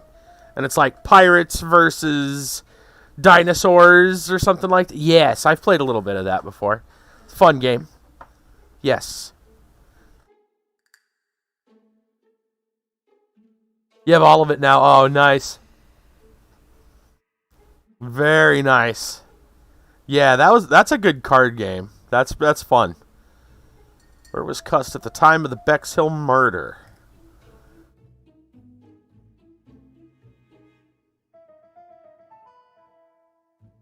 We got a paper.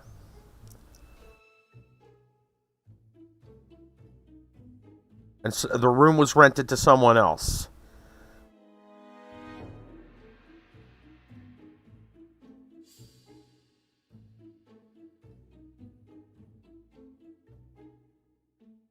Yep. Looks like he was there. The register shows that Cust did not sleep at the guest house on the day of the murder. Where was he? Bexhill. The Bexhill paper reveals it. Cust bought this newspaper in Bexhill on July the 25th. Mm-hmm. No use continuing the inspection of this room. I've seen all there is to see. Yep. Now we're done. That's what it was. We were missing that little stain on the floor.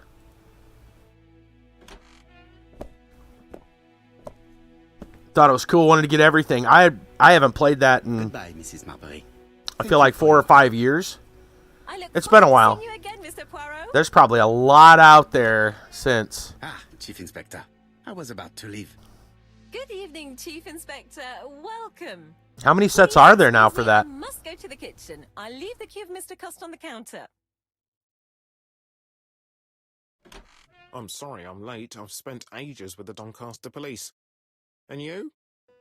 I have established one fact. Not sure? On 3 Okay. occasions, Cust was at the scene on the day of the crimes. I'm pretty sure there was less than a dozen when I played. I want to say it was probably like about 8? Maybe? That's probably well over a dozen by now. Yeah, like the different factions and stuff like that. What?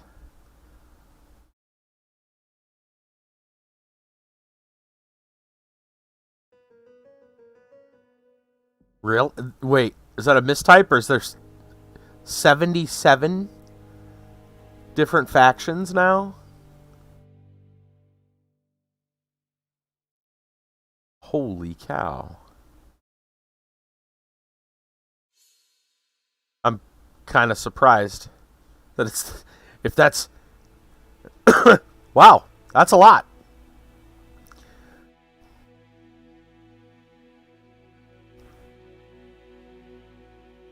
Saw the jaw drop. Wasn't even looking at you, right?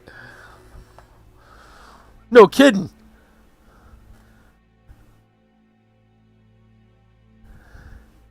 Like I'm in disbelief. I'm almost certain that that's a mistype, but it might not be a mistype. Base game, 13 expansions, a Marvel version, a Munchkin version, and 2 promos. Heard your jaw drop from a different state. Yeah. Man.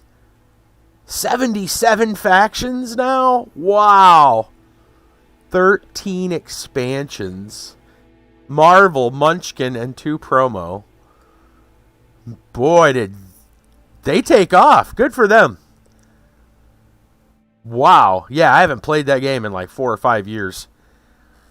Seems like a lot happened. Holy cow. That's all we got left to do is talk to Jap. Oh, and we're just about at story. Well, we're a little over. We should probably take a story time break, actually. See the box now? The bigger, geekier box holds all the factions. I can't even imagine how big that box is. Holy crap. 77 factions. I didn't even know they made like a Marvel version or a Munchkin version.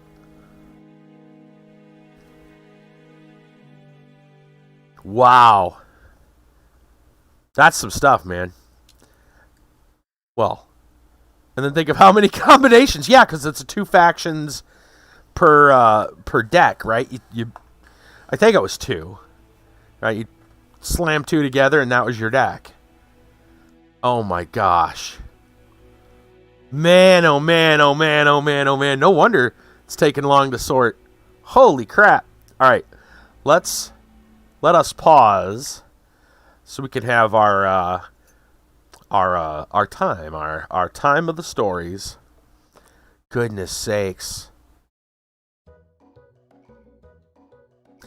It reminds me of like seeing somebody 5,800 plus combinations. Like seeing somebody like grown up and you haven't seen him in like, 20 years. That's what it feels like. To think that they're up to 77 factions. Holy moly. I remember when you were knee-high to a grasshopper. Pause for station identification. Man, I remember doing that back in the radio days. We now pause for station identification. Like the one guy that has a lot of kids. Remember him? What? No? What one guy has a lot of kids?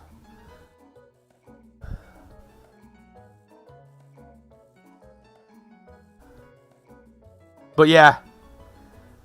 That's what it... Person that turned a new leaf?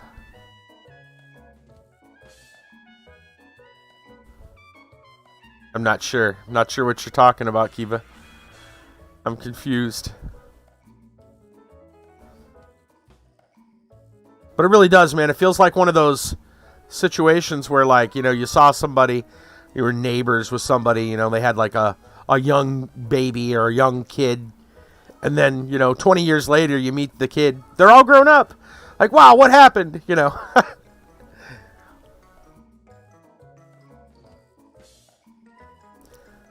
Anyway, I think we are going to go ahead and have us some time of the story. Kablam, story time it is. We already did our Florida Man story for tonight, and it was a doozy. I don't think we'll revisit that. We will not revisit that.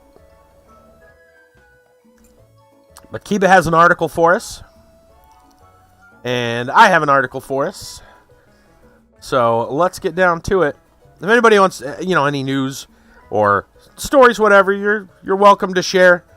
If you're not a regular, make sure to get permission to post a link.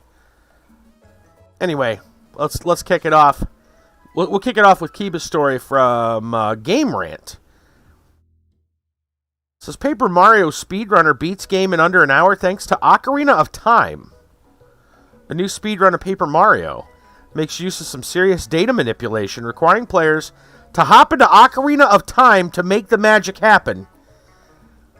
What a weird... Okay, before we go any farther, I do want to mention that I heard recently, in related news, there was some new speedrun strats. Too bad High's not here.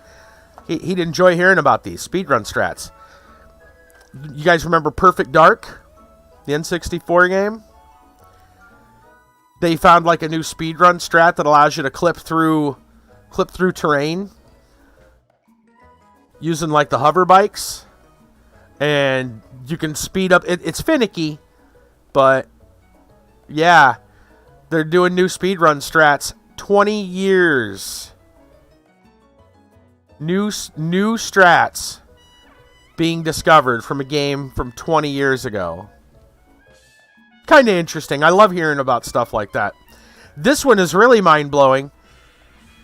If they're doing what I think it does, it's probably a lot like the Super Mario World speedrun, where, oh shoot, what's his name? The guy that does a lot of Minecraft. Seth Bling? Is it Seth Bling who did it? he speedruns Super Mario World using a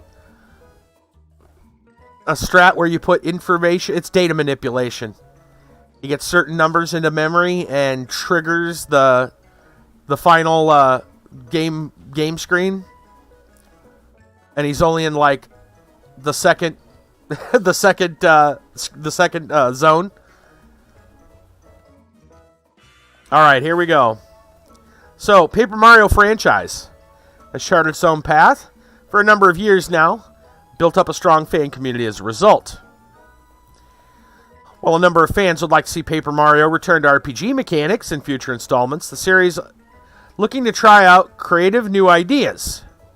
Being creative and thinking outside the box could also describe speedrunning, and a new speedrun of Paper Mario certainly thinks outside the box.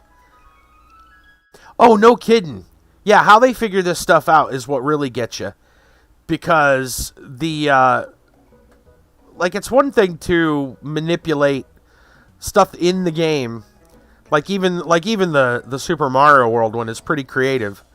But I guess if you're technically minded and you kind of understand, how they're holding numbers in the game, you might be able to figure it out. But like the people, who was it they were doing like a Dragon Quest speed run and purposely heating the console up so that it would kind of like cook and fudge the numbers, because it was like, it's so weird. Yeah, how they figure this stuff out really get you. Paper Mario recently celebrated its 20-year anniversary. What better way to celebrate than by dismantling a speedrunning record for the game? The any percent category for speedrunning a video game is pretty straightforward. Simply means completing the game as quick as possible, any means necessary. However, recent Paper Mario speedrun is so unusual it may warrant its own category on official Paper Mario speedrun leaderboards.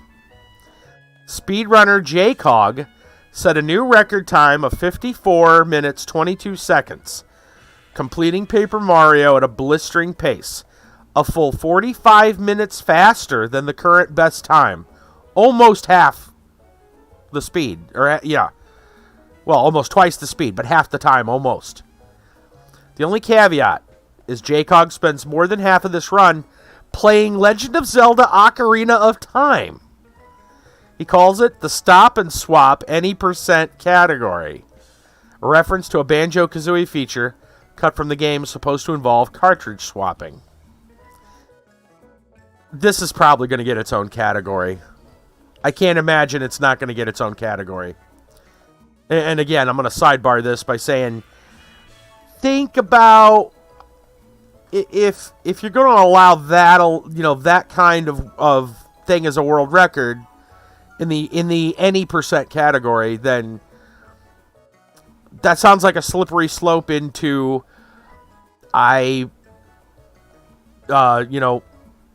built a program or use a device that just plays the final cutscene of a video game with the hit of a button, right? Like, you're starting to get to some really kind of strange... Whatever happened to just playing a damn game? Anyway, a number of games, particularly older games, can have their internal memory manipulated to cause unusual effects in-game, such as triggering an immediate warp to the end credits. Super Mario World, has a particularly famous case of what is known as arbitrary code execution, or ACE. Allows for the game to be completed in mere minutes. Ocarina of Time has ACE strategies players can use. JCog exploits this to finish his Paper Mario run. Using an N64 expansion pack, manipulating game data in Ocarina of Time by performing certain movements. JCog creates data that gets stored on the expansion pack as an assembly instruction. He then quickly switches cartridges. When Paper Mario is inserted after a little in-game manipulation, the Paper Mario cartridge finds the assembly instruction from the expansion pack, causing the game to essentially load Mario into the final part of the game and the credits roll. There you go. While a speedrun like Hitman 3's 17-second first level is pretty impressive, using a different game to complete a speedrun of Paper Mario is unreal. This is bonkers. It's bizarre. It's bizonkers. Speedrunners are always pushing the boundaries of what is possible in a game, as can be seen by the very quick Bowser's Fury speedruns already popping up. Code manipulation in a speedrun is pretty common. Plenty of broken game elements to be found and exploited. Playing a different game to set up a speedrun in another is truly next level. No freaking kidding. How do they know cart swapping would work? Yeah, I don't know. I'd like to know how they figure it out. I know the reason behind, like, the Dragon Quest one. Was it Dragon Quest? I think it was. Where they found out that it overheating it can cause it to screw up, and actually in your favor by giving, like, level 99 characters or whatever. That one had a story behind it. It was one of those, like, accidental deals where they realized, I don't remember the reason behind it, but it was unintentional, right? And they found out that overheating it can cause it to do that. Right? Whole bunch of hold my Mountain Dew while I swap this game, but you didn't change the expansion, Matt. It's probably fine. Maybe? By the way, all this is dangerous to your system and games. It is. Yep. That's another thing. Doing that kind of stuff, it can corrupt stuff. Oh, yeah.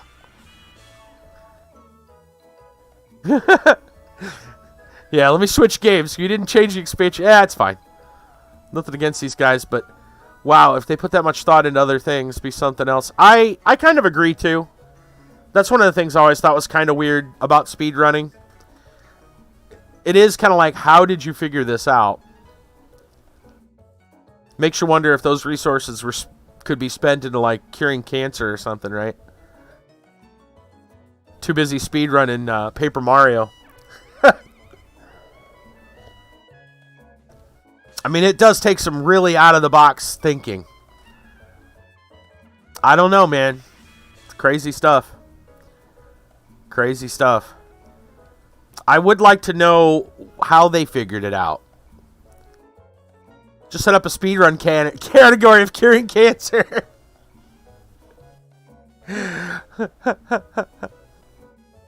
Nice. I don't have a good article. Have you heard all this stuff about the sinking city? No. I haven't heard anything about the sinking city. I mean, that sounds like a... Well, there's two things I think of. There was a board game about a sinking island, and then there's like a Cthulhu-related kind of thing.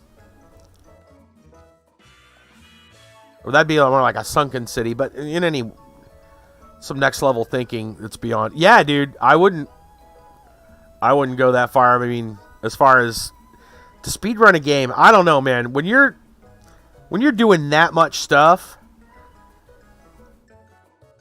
let's take a look. Yeah, thanks, Kinder. I'll open it up right here. We'll see what's going on. But yeah, if you're doing that kind of stuff to manipulate, like, man, it's really hard to say, right? Because if you think, I think it was Seth Bling who did the Super Mario World data manipulation, the ACE. He does it all in game without any extra. Now, when he practiced on it, he had some codes, some things that would display the code numbers he was looking for, so he could practice and be like, okay, when I hit this turtle shell here, it gives me this number, yada yada, right? But when those were like practice runs. And then when he did them, after he practiced it, knew exactly where he needed to do what, he could do it without seeing that stuff. And so there was no outer manipulation, no extraneous programming. It was him playing on a Super Nintendo, right? And that said, like, you could do it with an emulator, assuming the game, assuming that counts, as long as it, there's no other programs that are interfering, right? However you want to play it, as long as the run rules count for it. But when you're swapping cartridges, expansion pack stuff, I don't know, man. That sounds incredibly questionable. And I'm pretty sure they talked about the Dragon Quest game being in its own thing now. All right, fairly big news. Let's take a look at this. Kinder has from IGN. Update: the Sinking City developer Frogwares accuses publisher Nacon of piracy. Frogwares says Nacon bought the game on Games Planet, hacked it to change certain details, and uploaded it to Steam. Oh my god. Update: Frogwares has accused former Sinking City licensee, currently listed Steam publisher Nacon, of pirating a version of the game from another licensee, making changes to it, and then listing it for sale on Steam without the dev's permission. In a blog post today, Frogwares says the new version of the Sinking City uploaded to Steam in late February by Nacon was not one given to the publisher by them, but rather a version licensed to online distributor Games Planet. Frogwares accuses Nacon of buying the game on Games Planet, hacking into it to remove certain identifiers, like Games Planet logos, and add the Nacon logo on certain splash screens, and then republishing the altered version of the game to Steam. Additionally, Frogwares notes, the version on Steam is the deluxe version of the game, with extra content added that Nacon never had the license to distribute in the first place. Frogwares specifically calls out Neopica, a Belgian studio behind games like the hunting simulator titles Euro Truck Racing Championship, that was acquired by Nacon late last year, as having a hand in the alteration of the Sinking City. Meanwhile, the studio says it does not believe either Games Planet or Steam were aware of the situation, saying that Nacon likely purchased the game legally from Games Planet, and that Steam did not know the version uploaded to its servers was hacked. The two companies remain in a legal battle in French courts over contract breaches, missed payments, intellectual property ownership, and more, with Frogwares saying it will now be adding piracy and theft of intellectual property to the list of charges. Holy cow. IGN has reached out to Nacon for comment. The original story here says that that was just the update. The original story, Sinking City, has returned to Steam following removal across multiple digital platforms, but developer Frogwares said it did not create this version and does not recommend anyone purchase it. Frogwares took to Twitter to share this update, promising that more news was on the way regarding their warning. Frogwares has not created this version of the Sinking City, that is today on sale on Steam. We do not recommend the purchase of this version. More news soon. It was removed from Steam, Epic Games Store, and digital storefronts on Xbox One and PS4 August 25th, 2020, following Frogwares' legal disputes with publisher Big Ben Interactive and Nacon. Frogwares has accused these companies repeatedly breaching contract, withholding at least €1 million in royalties, falsely implying ownership of the IP, and more. During development of the Sinking City, Frogware alleged Big Ben and Nacon would pay for production milestones around 40 days later that agreed upon. Furthermore, the companies demanded they be given the source code for the Sinking City despite their agreement, saying they could only sell the game and that they did not own the IP. When Frogwares declined, they said Big Ben and Nacon stopped providing payments for 4 months. Frogwares began a legal battle with Big Ben and Nacon in August 2019 over these issues and many more, including concerns over Frogwares' Sherlock Holmes games. The Sinking City, which is inspired by the works of horror writer H.P. Lovecraft, was released in 2019. In our review, we said the Sinking City's creation of a new Lovecraftian vision, paired with compelling stories, exciting environments, memorable characters, make for one of the better Cthulhu lore games I've played. Commitment to tastefully updating storytelling methods while preserving the setting and tone of Lovecraft shines through the tedium and frustration. Wow. That's crazy. That is I don't know, man. That takes some guts. That takes some real guts. So they bought a copy. They bought the game from Games Planet, altered it, and then tossed it up on Steam. Requested a refund. I don't know about the legality. Yeah, I agree. I think that's the right move. That's the right move, without a doubt. I mean, you essentially unknowingly bought a pirated copy. Also going to buy it on Games Planet. Yeah, where it's actually, up legit. Yeah.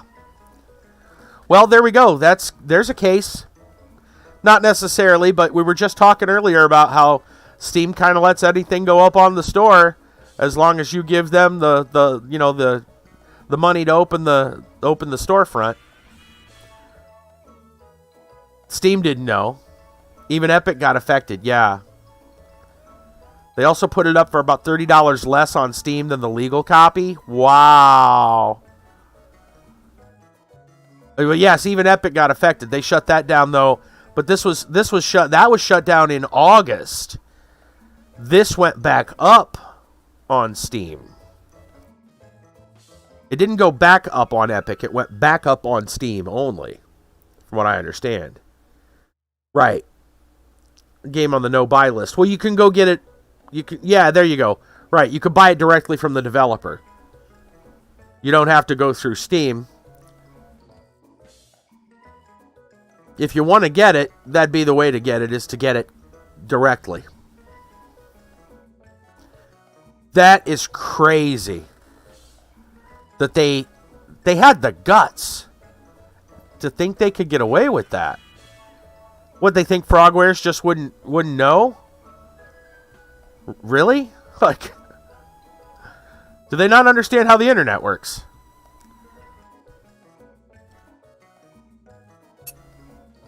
Wow.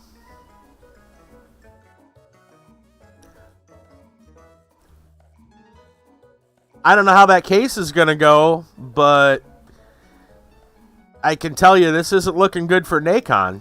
That's for sure. Boy, is that the shadiest move.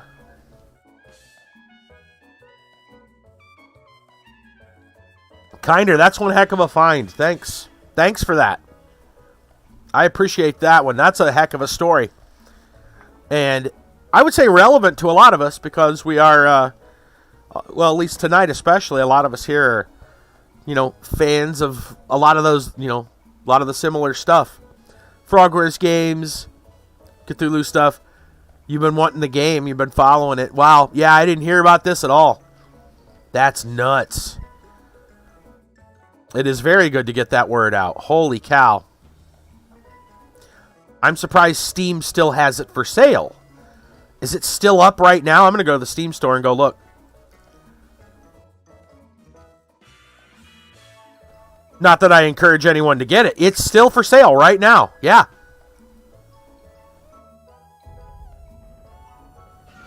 They're selling it. Developer Frogware, publisher Nacon. Says mixed reviews. I wonder if people are...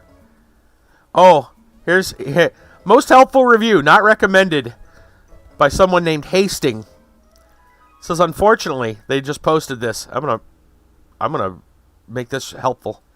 Unfortunately, this version of the game is blatant thievery by Nacon Games. Please buy it from the actual developer. Another one here. This game is effing stolen. No mercy for publishers pulling this kind of crap. Wow. Another person bought this version of the game from Steam until I was enlightened on what the publishers were doing to the developers, refunding and buying from the developers. My negative review has nothing to do with the game itself, just the shady publishers and their wrongdoings. Wow. Man, oh man. So yes, you can very much get a refund.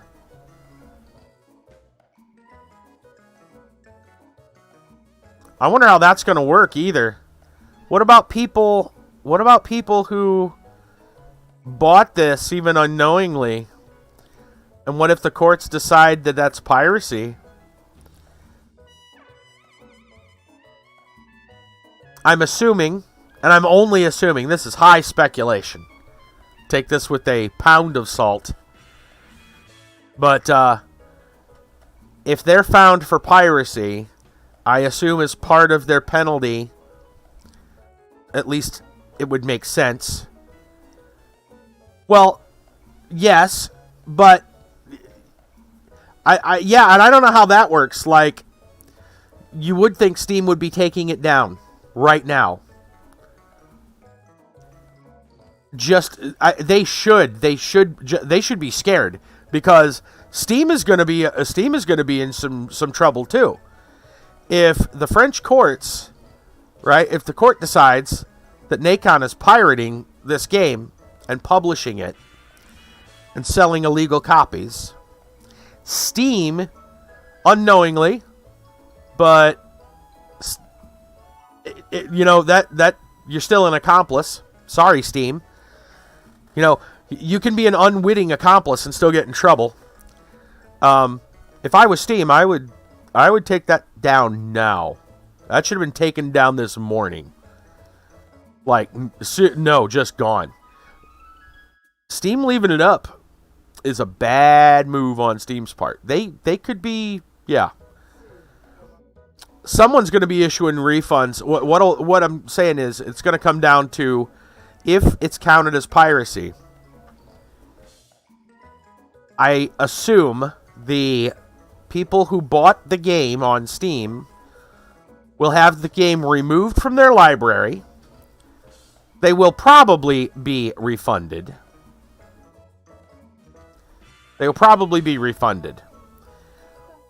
But will it come out of Nacon's pocket, Steam's pocket, a little bit of both?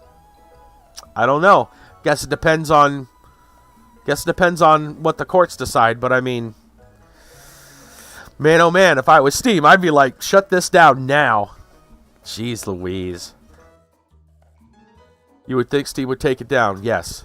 You got a code for Sunless Sea. You can keep it.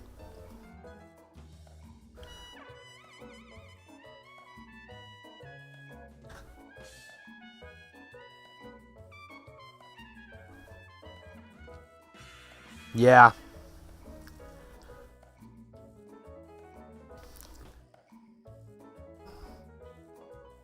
There's no way Steam's going to leave that up. There's no way Steam is going to... They can't possibly let that just happen. Wow. That's crazy. That is crazy. Right. One heck of a story. Yeah, they better hurry. They better move on it fast, because the longer it stays up, the more copies they're going to sell. The more copies they sell, the longer they let it, they let that store up. But with people warning about it in the reviews, the more complicit they're going to look. Whether they are or not. At least knowingly. The longer they leave it up, the worse it looks for them. Good job, Steam. All right. That's some interesting stuff. We're gonna move on to a different topic now, something far less controversial, but I guess interesting nonetheless. From the Insider, I got our main story was going to be tonight. I think I'm pretty sure the last one just topped it. I don't think I can top that, but this is an interesting one nonetheless. This is a life and science and discovery type of story. Scientists accidentally found life under 3,000 feet of ice in Antarctica. Never in a million years would they have expected it, the lead scientist says. Scientists found life buried under 3,000 feet of ice in Antarctica, challenging the assumption that nothing could live in such conditions. Scientists previously thought Antarctica's frigid temperatures, lack of light and food, made it impossible for living creatures to thrive. So still a pretty impressive story in its own right. Creatures were found attached to a boulder in the Arctic seas under the Filchner-Ronne ice shelf. Experts from British Antarctic Survey drilled through 2,800 feet of ice before making the discovery.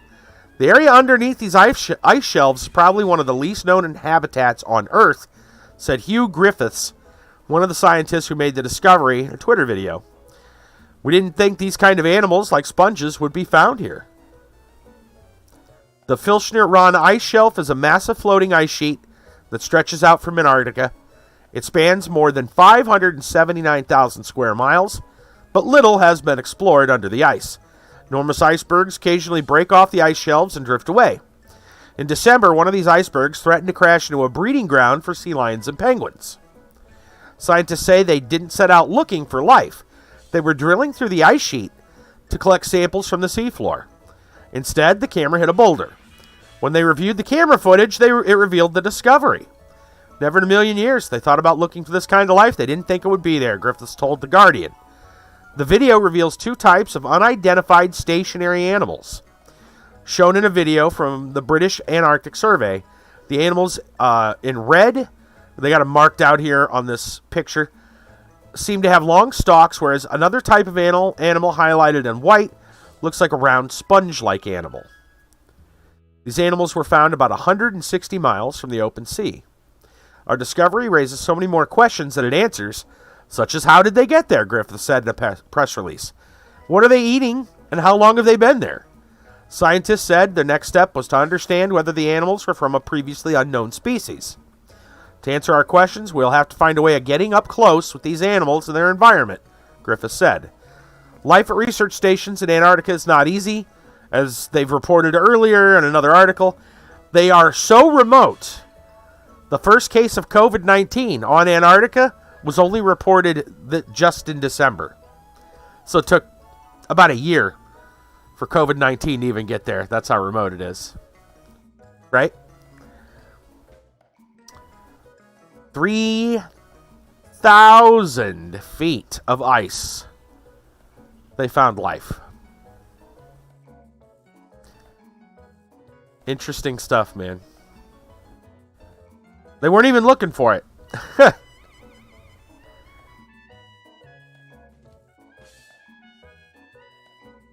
Alien offspring on a field trip. Yeah, that's what it is. It's where the alien babies, it's where the alien breeding grounds are. Under the Antarctic ice shelf. That's what it is. They'll get down there for a close look and a face hugger will pop out. Attach themselves. Alright. We've had quite the news story tonight. News stories tonight. I thank everybody for their shares. There's lots of good stuff today. Kiba and Kinder. High 15 earlier with that insane Florida man story. Man, oh man. Alright. I am going to go ahead and take a quick break, refresh the beverage, all that good stuff. And we'll get back to the ABC murders. We'll see you in a moment.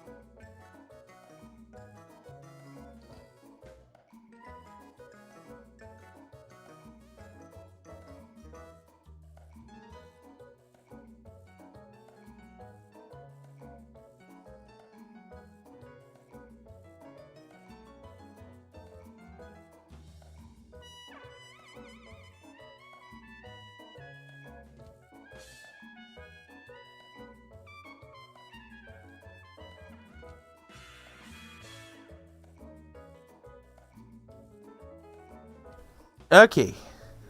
I have returned. I'm back. Let's get back. Let's get back to the ABC murders, shall we? Man. Still thinking about how crazy the news is for story time. That's some bizarre stuff. Man, oh man. Okay. Back we go. I think we just got to talk to the inspector right now. There is a sunless skies. I know there is. I had best talk to Jap. I know indeed that there is, and I'm not looking forward. I'm not jumping at a chance to play it if it's anything like Sunless Sea.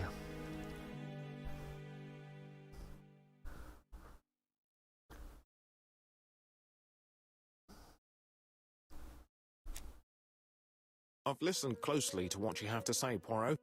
For me, there's no doubt Cust is guilty. Do you have any element that might prove the contrary? That is what we're going to look for. Let us now try and get our brain cells to work.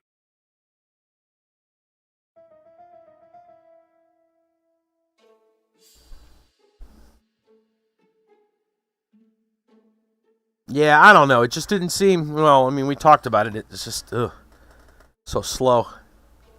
I don't know how you take such a imaginative setting and make it so dull. I don't know how you do that.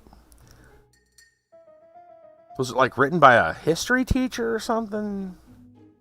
I don't know. Alright. It's possible for Cuss to have killed the 3 victims.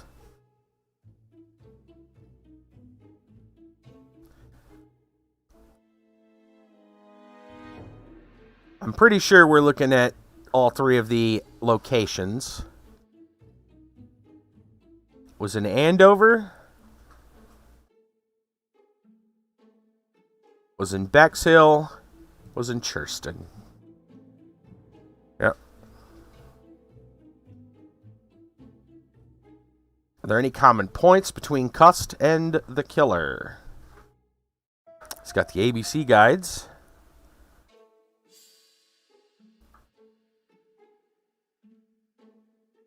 He has a knife. He keeps the newspapers that talk about the murders. All the letters come from his typewriter. Yeah. That's a big one. I would say the ABC guides and the murder weapon. Yep.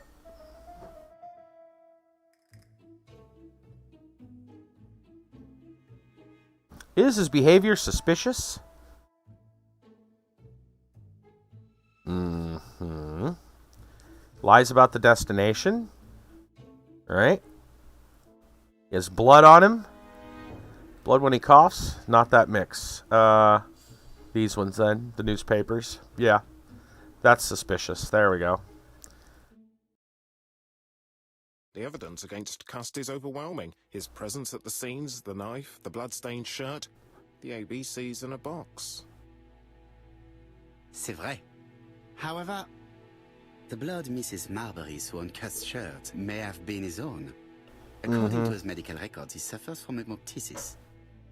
The murderer cut Sir Carmichael's throat from behind, and the blood spurted outwards. You would expect the murderer's shirt to be stained on the sleeves, not on the buttonholes. Right. But we see quite the opposite.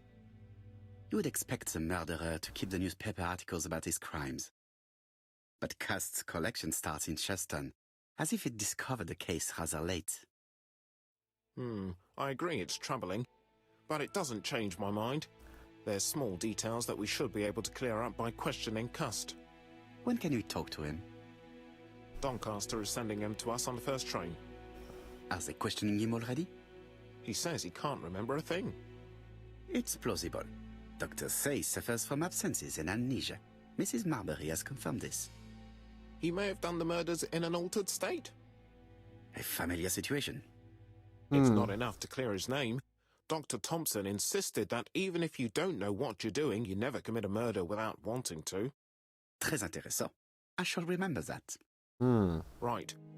I'll go and examine the suspect's room.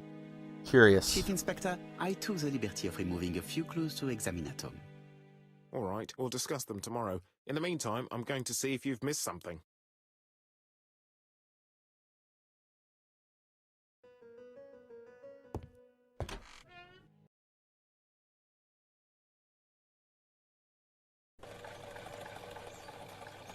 Off to Scotland Yard.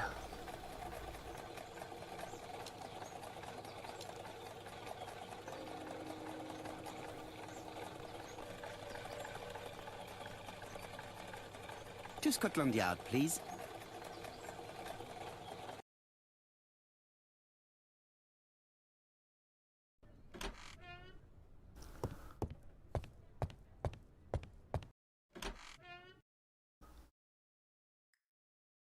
All right. Time to interrogate Cust, huh? Candelabra mustache. This man is not in good shape. Shaking hands. Lowered eyes.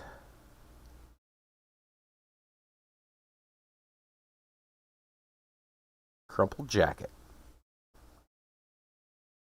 He is worried and very tired, and other police have been hard on him. It's not bleeding. Not that hard. Must not be that. They didn't go over him that hard.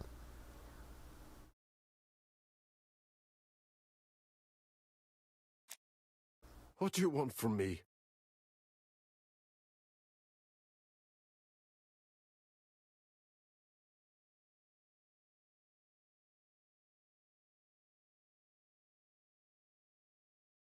Good day, ABC.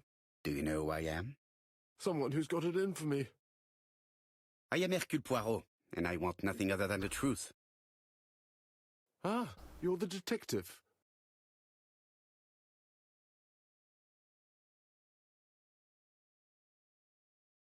Why did you send me a letter before each crime? Why all these questions? When are you going to stop pestering me?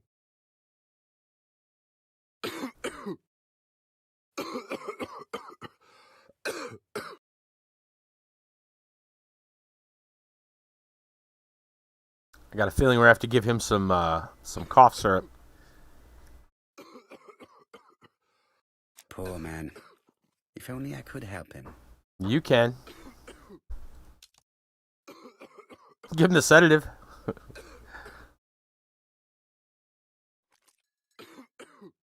Take this. It will help you. Thank you. We gave him the cough syrup, the laudanum, I should say. A lot more than a cough syrup, but yeah.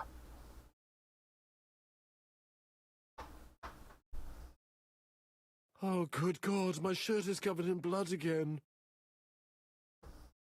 Bon. I now know where the bloodstains Mrs. Marbury saw came from. Are you well enough to speak? Yes, I feel much better.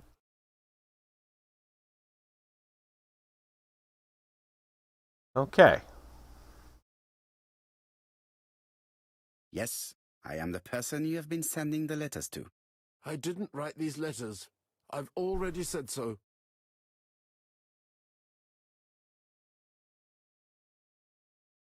Maybe you forgot that you wrote these letters. Yes, it's true. Sometimes I forget. Maybe I did type them.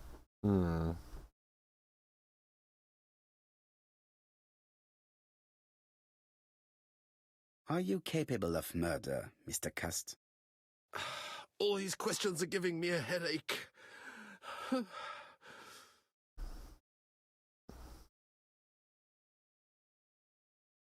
You suffered during the war. It's true. I was wounded. I suffered. But the army was the only place I didn't feel inferior. No questions. Yeah. Just orders to follow. Yeah, I've heard about it, Ever kinder. since you were wounded, you It's have kind of been a absences, meme bouts of here. amnesia. And headaches. Though I know people who legitimately are interested in playing it. Yes, a few years ago he really helped me with my burned throat. Yeah, Fortnite edition. Yeah, somebody told me about it. Trying to think when that was. It was last week. And I was like, you're joking. And they're like, no, here's an article. And I'm like, what? And of course, we came to the conclusion that, people will buy it. Was it you? Yeah. People will buy it. I mean, even if it's free, they'll pay for microtransactions or whatever, If they took some elements from Tactics, it could be interesting.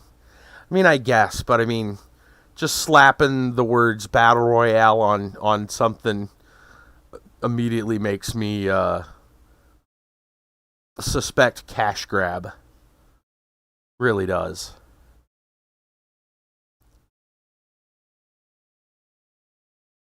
Cloud doing a Fortnite dance. Right? Oh, it's going to happen. So, I don't know about him being Clark's murderer. We were just talking about the bloodstains not lining up. Why don't we try to get him to believe he's innocent, and maybe we can force something weird here. You never considered killing a doctor who took such good care of you? No, never.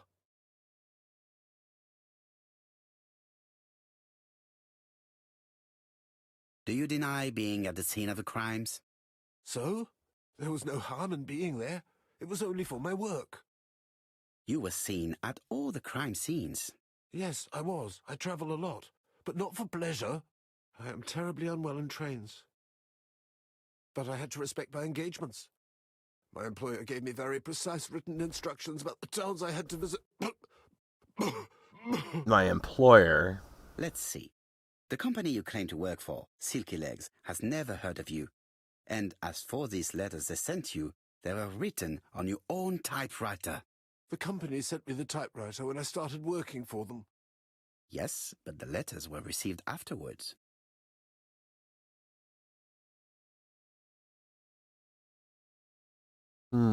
So it would appear that you typed them before sending them to yourself. I don't remember. Good God! I don't know what's happening to me. My head hurts terribly.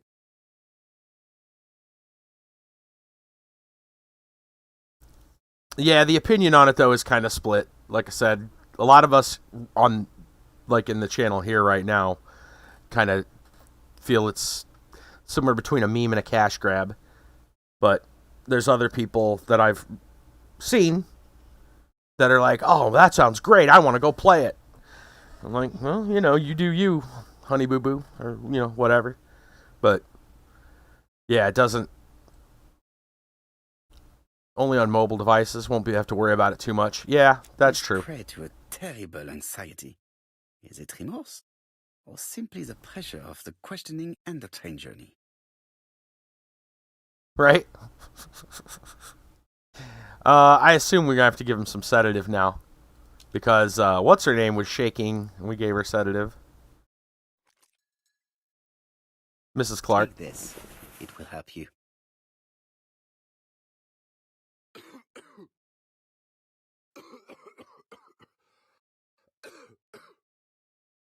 Oh, I think I'll be fine. Let us see, Cust. Look at me. You know very well that you committed these murders? Yes, I know. But I'm not wrong in saying that you do not know why you committed them. No, I don't. Bizarre.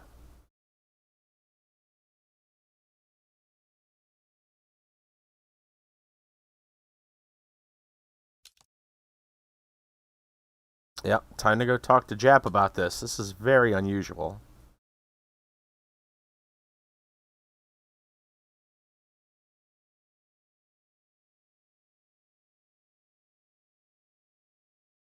Okay, yep.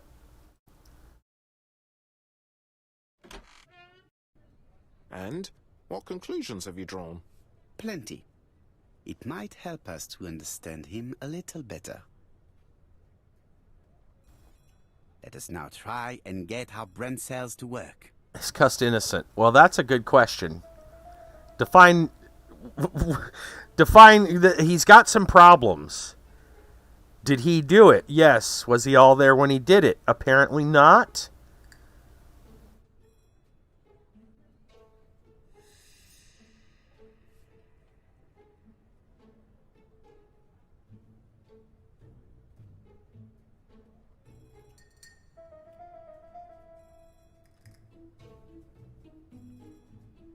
Okay.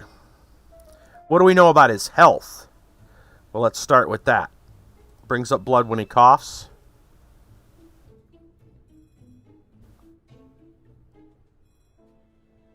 Suffers from abscences.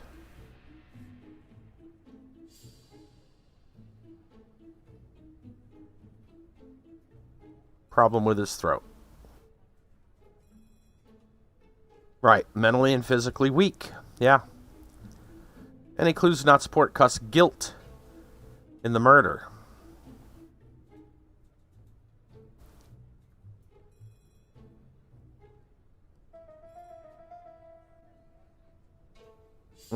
Could be that, yeah.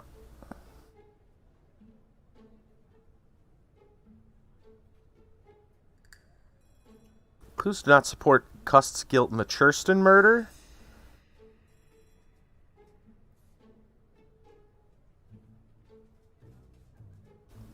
This one might be it because he doesn't have the blood in the right spot.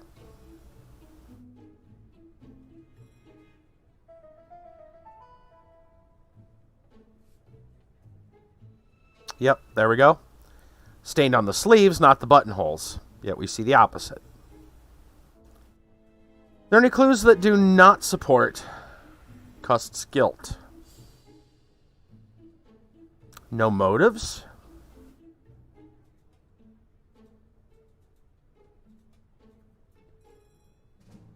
He says he didn't write them.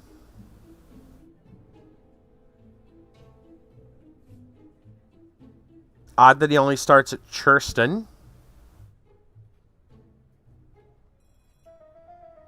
And no motive? No. Maybe says he didn't write them.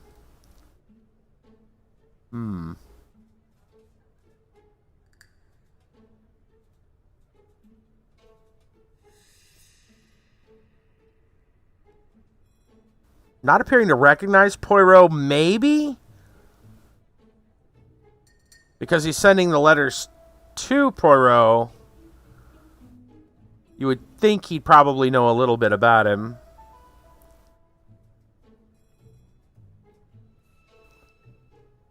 Okay, I guess I'm not figuring this one out. Hold on. Any clues that do not support Cust's guilt? Well, I don't think he has a reason. We don't have a motive yet.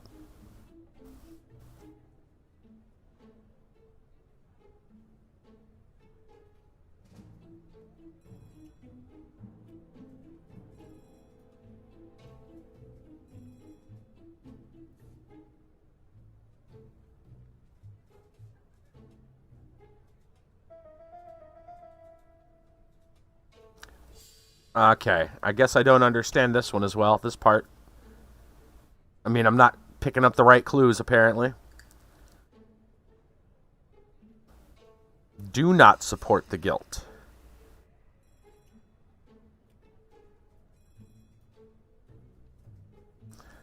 Possible that one. There we go. Can we say with a shadow of a doubt that Cust is guilty? Says he didn't write the letters, and he has no motive. Yeah.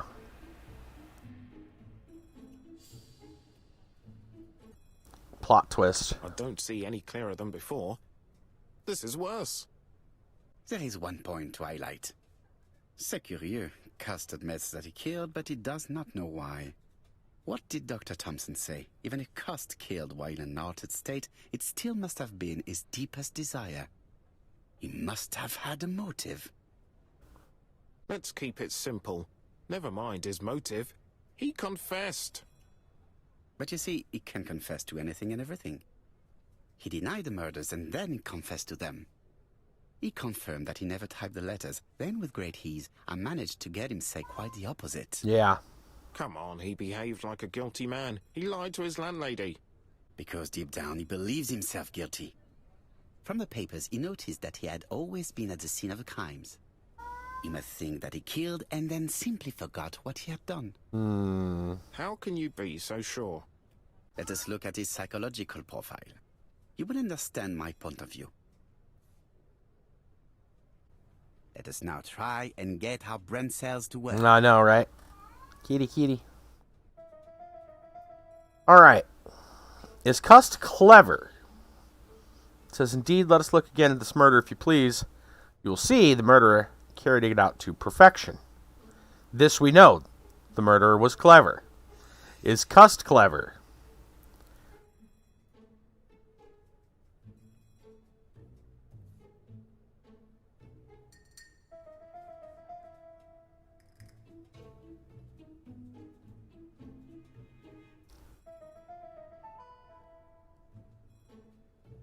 Declaration by Mrs. Marbury.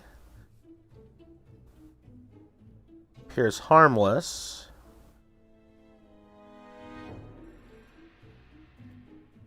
Dark suit, felt hat. Completely harmless. That doesn't make him clever.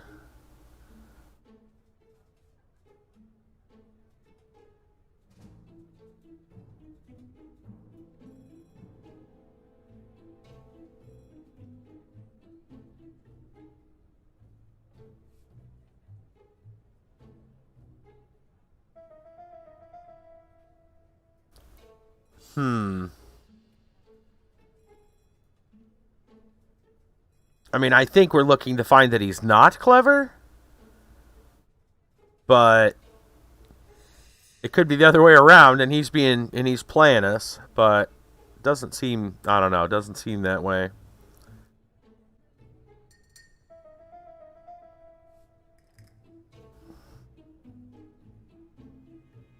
No. Alright, I guess I'm guessing on this one because I thought it was that. Didn't feel inferior. Mediocre. Okay. Self-confident. Definitely not self-confident. Killed when the street was packed with people. That's bold. Yes. He is not confident. The salesman thing there shows easy to influence. Yes. Observation. The man seduced Betty before taking her to the beach where he strangled her. Seducer. Probably not a seducer. Mainly because, let me find it here, not the kind of man you'd notice. And that's from Thur, who supposedly is, quite the charmer. And she didn't care much about him. Passenger timetable. Maybe the murderer likes trains. He definitely does not like trains. One person we know does like trains, though. Observation. Killer's methodical. Prepares his crime meticulously. Never forgets to leave his intriguing signature behind. Is he impulsive?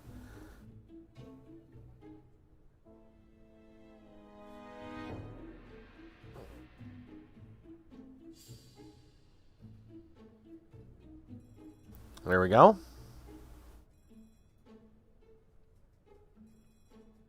Is he generous? In fact, miserly. Yep.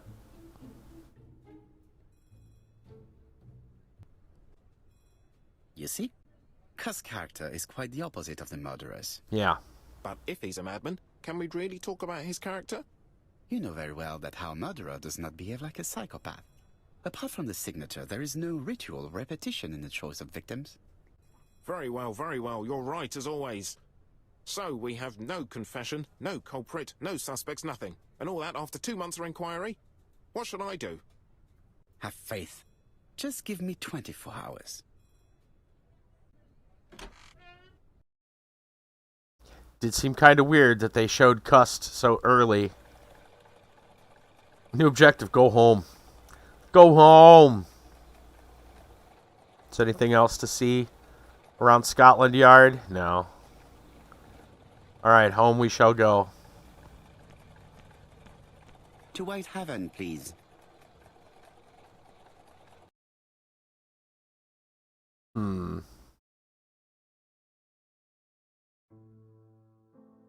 Cust's arrest is a great success for you, Poirot. It's all clear. He's not all there except mentally. maybe one or two details. Details.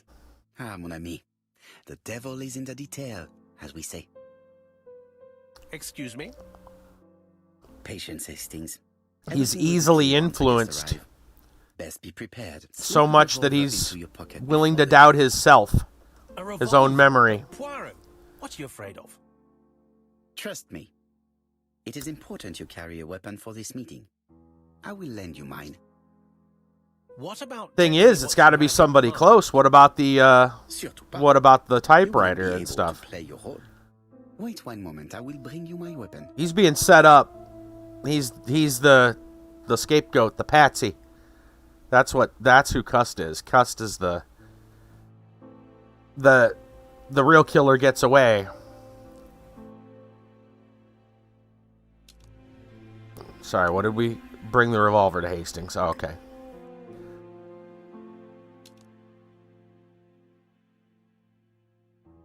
Or he's trying to cover up for the killer? Yeah. Maybe they're together, they're in cahoots. Yeah.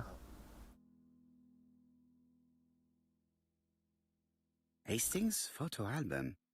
He is very proud of his bag.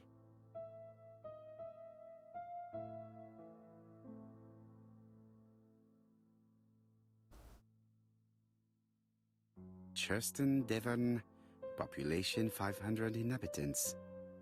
Hourly of trains. London, Churston. Trains of evening. London, 6:45 p.m.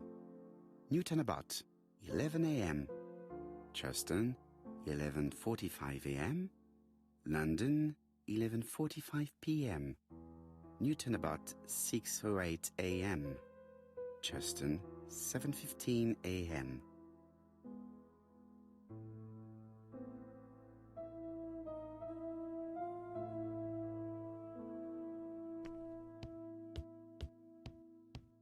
What about telling me what you have in mind? Surtout pas. You wouldn't be able to play your role. Wait one moment, I will bring you my weapon. His gun's in the one case, I believe. The glass case. Give me a minute, I'm just looking at stuff. Where'd the alligator come from? I remember seeing that thing before. Let's make our rounds. Daily Flicker, September the 11th, 1935. ABC affair, Terminus Doncaster, Japp and Poirot arrest the killer. A.B. Cust is the name of the alphabet murderer. The police have arrested him in a hotel in Doncaster. He was preparing to kill his fourth victim, Mr. Dick Dudley Dunbar, the establishment's manager. Mr. Dunbar owes his life to the miraculous intervention of Inspector Japp of Scotland Yard and Detective Hercule Poirot. The Lancet, September 11th, 1935. General Medical Journal. The alphabet murderer is not psychotic, according to Professor Thompson. In an early issue, we claimed that the alphabet murderer was not psychotic. Our assertion has just been confirmed by Professor Thompson, a Scotland Yard expert, who has spoken to the prisoner at great length. Not all obsessional killers are psychotic, he explained. It is true that Cust has a disturbed personality and memory disorders. But his amnesia, whether real or pretended, does not alter the fact that he was perfectly lucid at the time of his acts. Therefore, he will not escape punishment.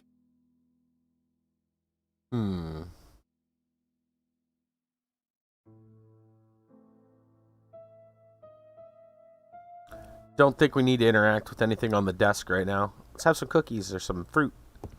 No?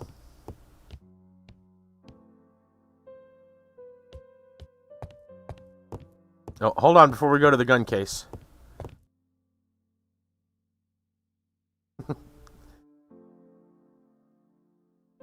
Take a little peek-see in the mirror. There we go. Bonus points. Come on, move. There we go. The white ammunition are blank cartridges. The others are real bullets. The revolver is loaded with real bullets. I still have time to choose blanks. The revolver is loaded with blanks. I still have time to choose real bullets.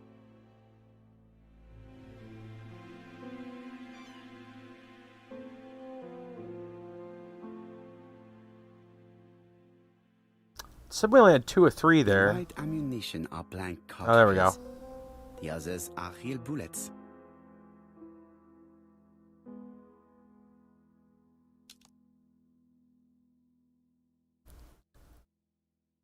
My revolver is loaded. I now have to give it to Hastings.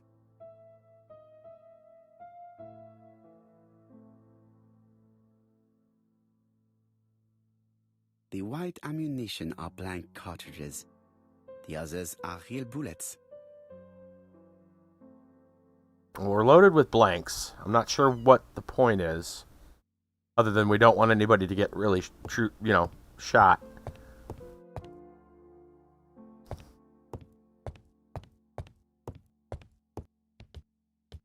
What about telling me what you have in mind? Surtout pas.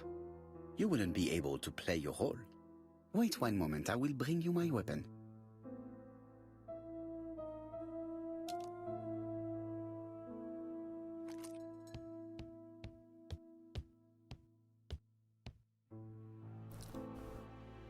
Voila, I entrust you with my weapon. It has hardly been used, it is almost new.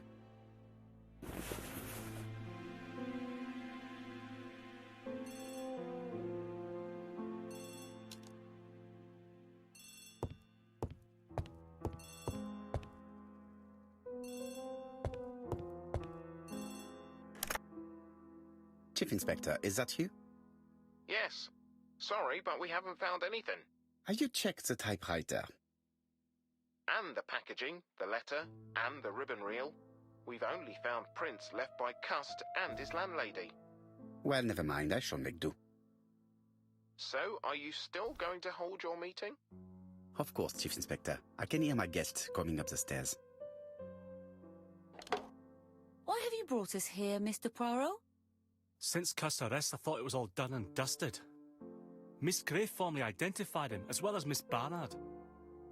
Yes, and the stockings he saw drove the same brand as the ones found at my aunt's. This is all true. However, a case is not closed if some questions remain open. And one question is, why did the murderer send me his letters? Why did he challenge me, Hercule Poirot? Perhaps he wanted to play with you, to taunt you. Xenophobia? Maybe he didn't like you because you're foreign. I may be wrong, but maybe by provoking you, he was looking for glory? All these theories should be studied. Let us now try and get our brain cells to work.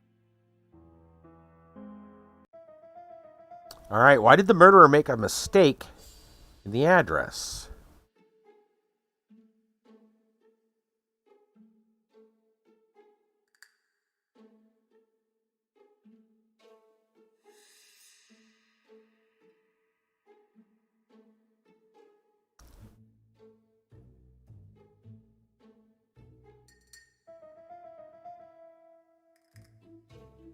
Why did he make a mistake in the address? Well, it caused the letter to be delivered late, but that's maybe not the reason why.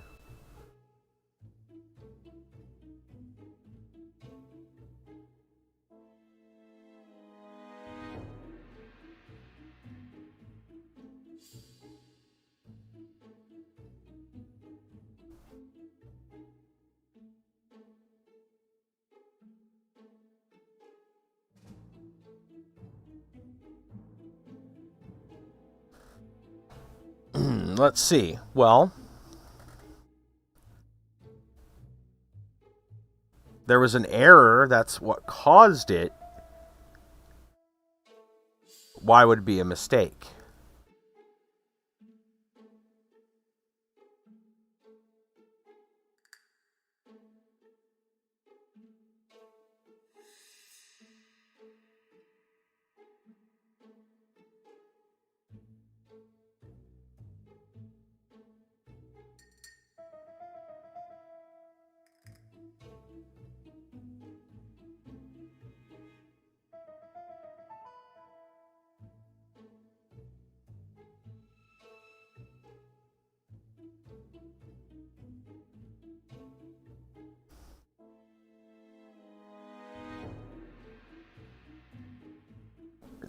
Nope, that's not the mix. It's not the mix of the two. It's one or the other.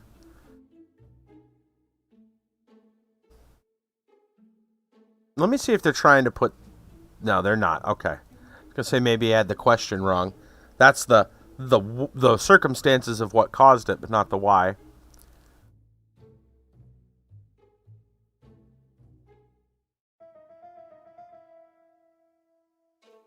Are we just gonna put the three theories together? Because they're all different. Why was the mistake in the address?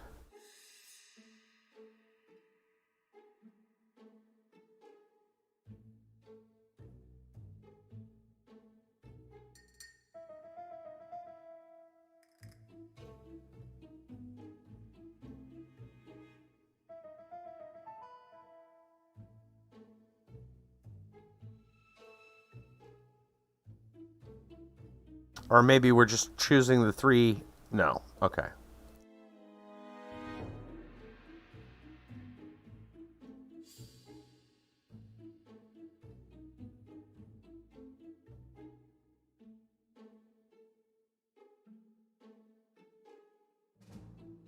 I'm not sure I understand our option here. Okay. The mistake is intentional. Why did the killer send the letters?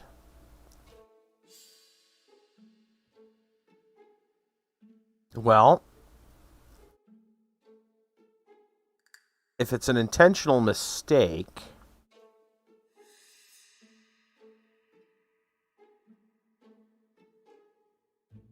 And it's glory? Really? So it's none of those.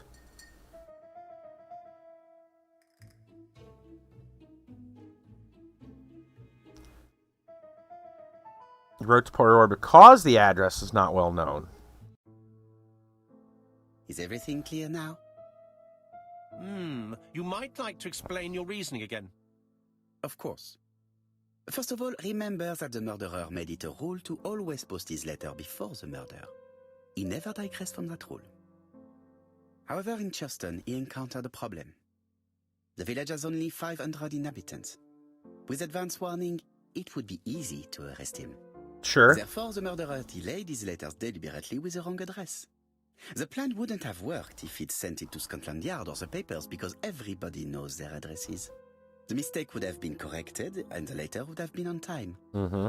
That is why the murderer chose me as the recipient. Okay. Because for his plan to succeed, it was necessary for at least one of the letters to have a wrong address and get lost. It was very cunning. Absolument. It is a very subtle plan. It matches the profile we have drawn up of him perfectly. That of an intelligent, daring and calculating murderer. But that's not how you describe Cust. Right. You are quite right, mademoiselle. Like you, I find it hard to believe that this dull character is the clever murderer we are looking for. Yeah. Do madmen... I mean, if he's mad, he might have two very different sides. No doubt. But the murderer is not mad. All the specialists agree that he does not have the profile of a psychopath. But if Cust is not guilty, how do you explain his presence at the scene of the crimes? Work. Mr. Clark, the answer to your question is in the medical records of your brother's patients. No, The that ones was which false Cust too, most wasn't it? Certainly did not have access to. Let us now try and get our brain cells to work.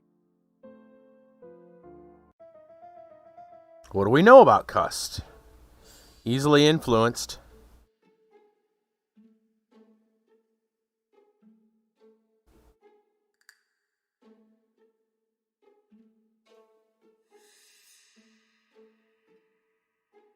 Could be coincidence.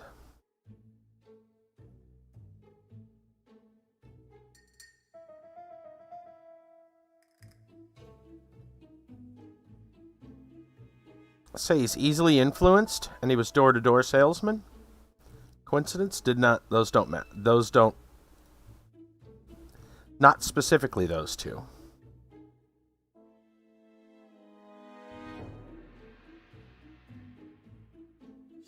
Maybe he wanted to go see the crime scenes.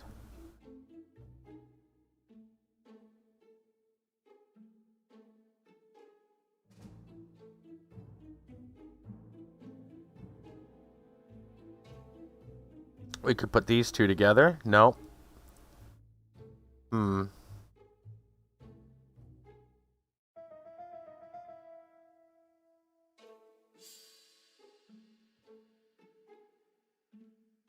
Mentally fragile. Yep, there we go. Easy to manipulate. How do we explain his presence? Well, he was a door-to-door salesman. He may have had some interest.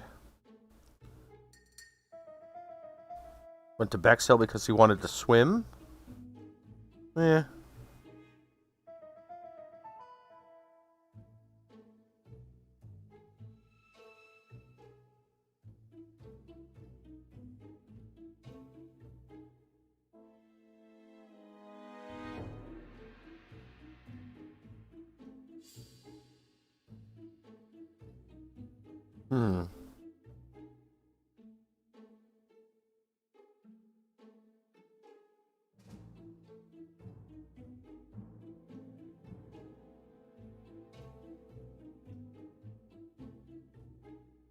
Well, I figured it was part of the door-to-door salesman.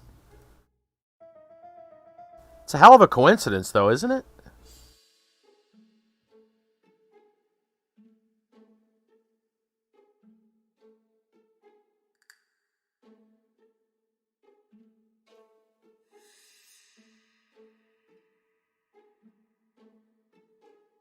It's not those two. Is it these two?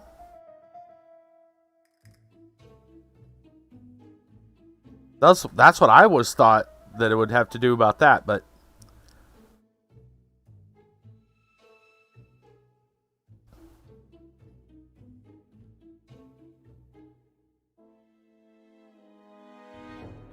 how to explain his presence at the crime scenes?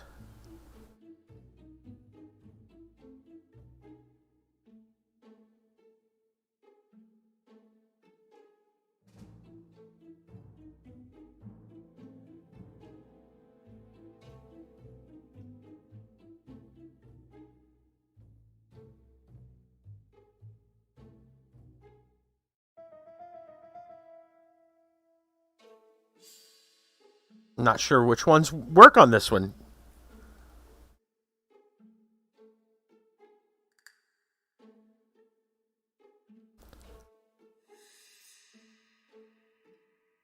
Really thought the door-to-door salesman would be one of them. It's a huge coincidence, but it's a coincidence nonetheless. No? These ones don't make any sense.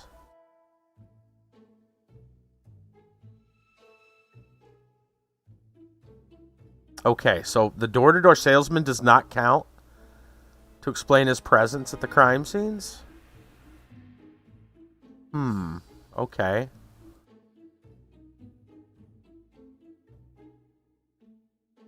So he buys newspapers that report and he wanted to see them? That's...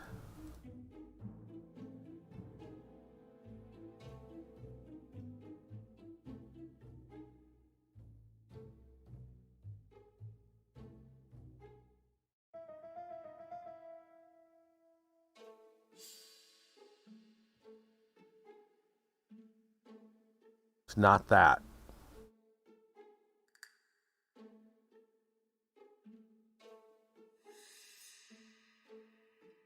All right, I'm guessing at this point because I really thought it would have been to do with him being a salesman and possibly interested in the crime scenes. And so,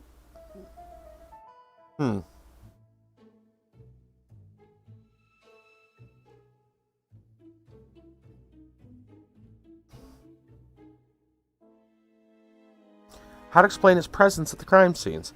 It's not the door-to-door salesman?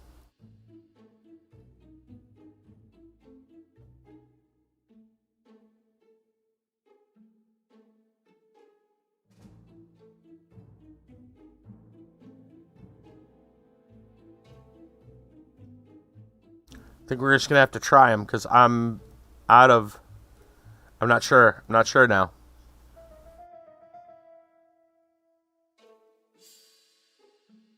We're gonna guess through it now. Okay. Manipulated. The killer made him go to the town so as to hide his tracks. Dr. Clark's patient's records provided a very useful list of potential victims, sorted by alphabetical order. The killer definitely used it, explaining the fact that all the victims were former patients of the doctor. It is this fact that clears Cust once and for all, because he never had access to these records. I see. So how did he happen to be at the scene of the crimes? Either the murderer sent him there, or Cust was following him closely. Cust's highly suggestible nature leads us to the second hypothesis. The murderer was manipulating him. He systematically sent Cust to the towns where he was going to strike, so that the suspicion would land on the poor man's shoulder. That's evil. What sort of killer could have such a plan? And what would he gain from 3 completely different murders? Indeed, it seems unlikely that the same murderer committed all the crimes. What should we take from that? Oh boy.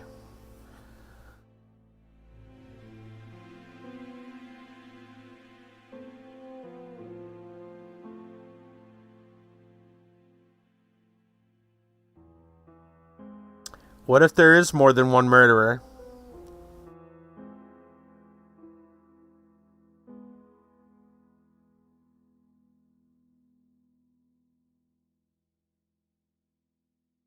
There is not one murderer, but 3 accomplices, who all used the same scenario. Do you mean that 3 murderers with quite different aims joined forces to create a smoke screen? Here's another question.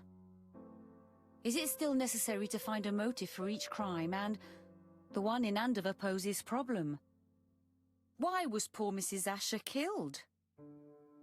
Indeed. It would be best to forget the theory.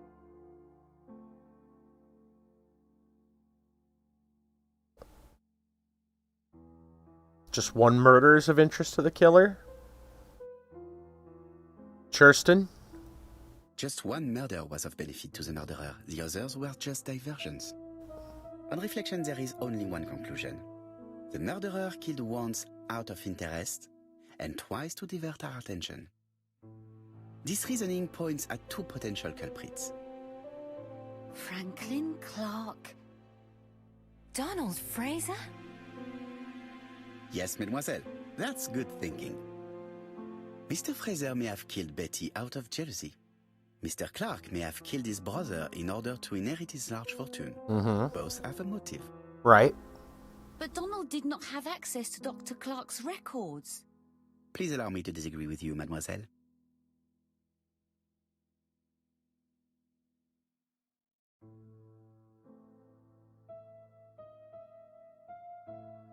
Donald. Where was Donald at? It wasn't at Churston. Was he?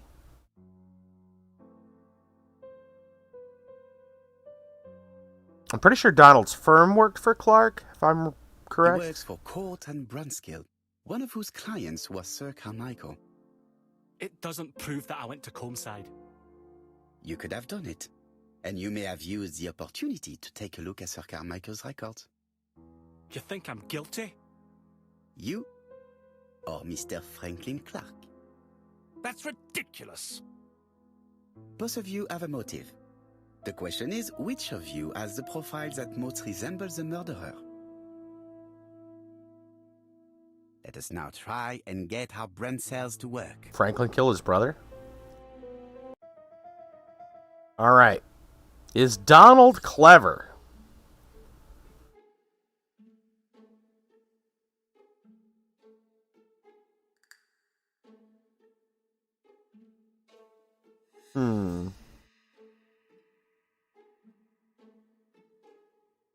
Promising career.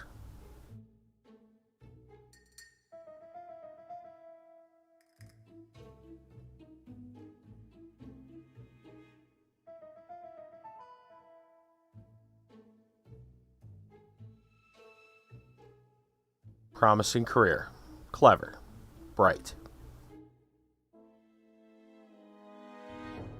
Self-confident.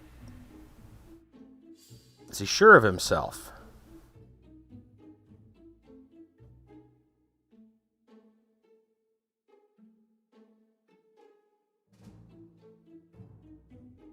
Not lately.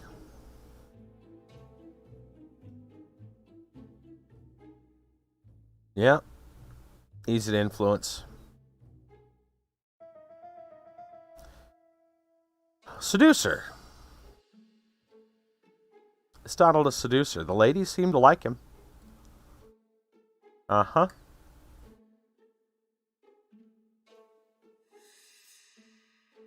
Does he like trains? Most definitely.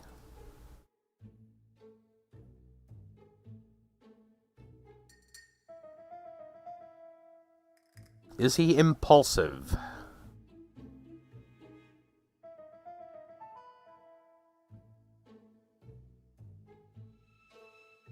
No, in fact, he's, yeah, quick-tempered. Is he generous? Right there.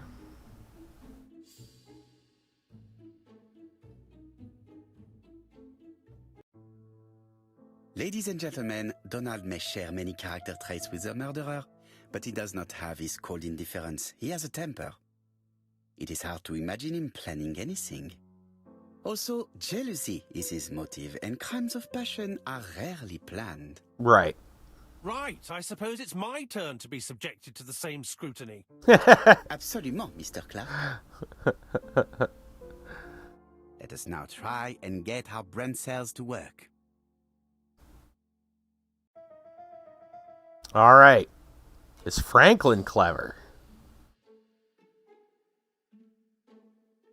Good student, lack discipline.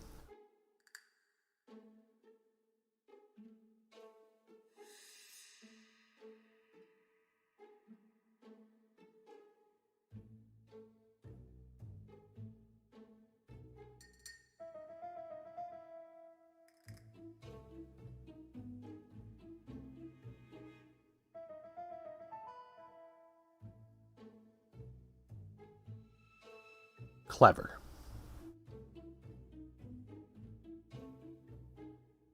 Self-confident. Is he sure of himself?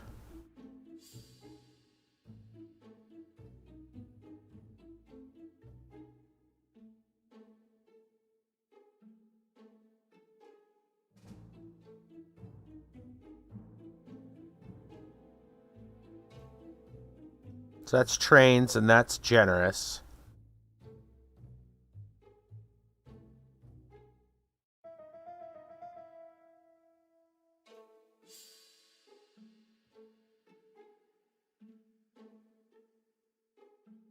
There we go. Sure of himself, yeah. Is he a seducer?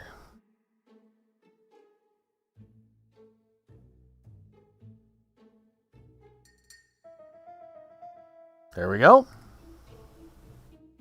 Mm-hmm. Likes trains. Got the railway book. To an extent, he likes trains, yeah. Cold. He is indeed cold.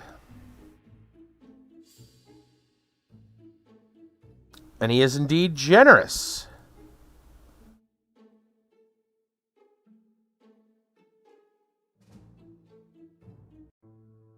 Oh, Franklin. You have all seen There is a disturbing similarity between Mr. Clark's profile and that of the killer. In actual fact, it is exactly the same. Ruh-roh. Mr. Poirot, your psychological studies are interesting, but your conclusions do not add up. Why would I have wished my brother's death? The inheritance is lawfully mine. I just have to wait. No, you had to act quickly.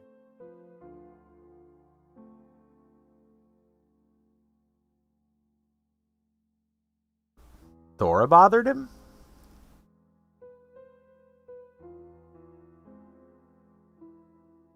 Because of Miss Grey. Mademoiselle, although you haven't been telling the truth, there is no doubt in my mind that you would have found a way to marry Sir Carmichael after Lady Clark's death. And then she'd have got the For you, inheritance. Mr. Clark, it was a disaster. If Miss Grey had children by your brother, you would not have inherited a thing. You realized the danger after reading several letters from Comside, especially one in which your brother opened his heart to you. So you hurried home from China, and you took action. In truth, Cust was no more than a puppet manipulated by the real culprit. You, Mr. Clark. Such an imagination, Mr. Poirot. In fact, nobody manipulated Cust. The famous instructions he received by post. He wrote them on the typewriter. We know that for sure. Oh no, you know perfectly well that is not true. Eh bien voilà, light has now been shed on the ABC murders. Your theories are ingenious, but you haven't any proof. One point to him. For the moment, I have no material proof. Either I admit to it, or I bluff.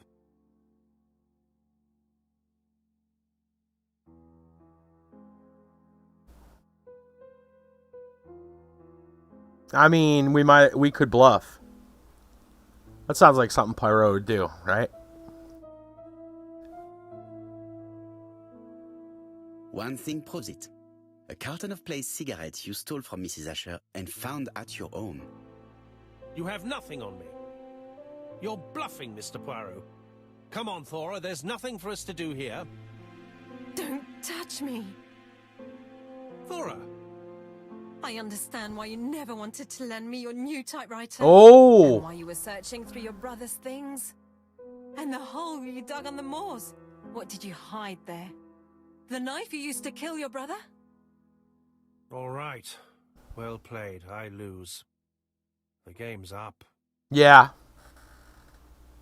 Oh, man. Thora finally...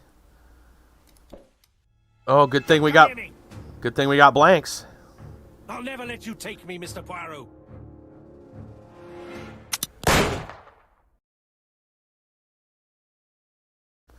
We loaded blanks in that gun. I'm sorry, Mr. Clark, there is no easy death for you.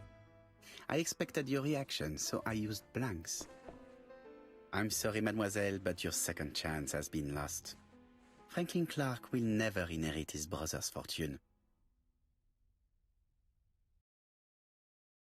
Oh,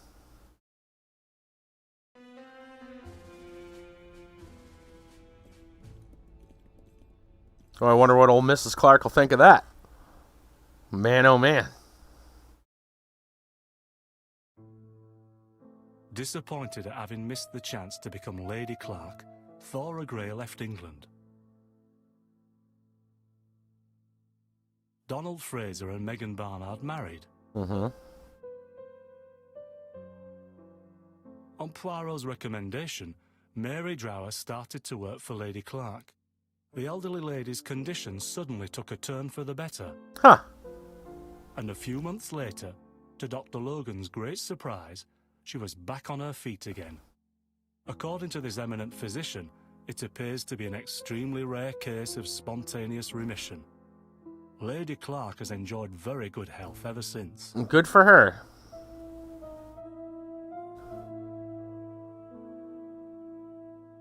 Journal of an Innocent. The incredible story of ABC.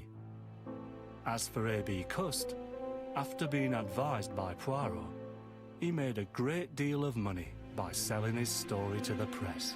And as for me, and with business booming, the Black Swan has become the #1 tourist attraction in the whole of Yorkshire.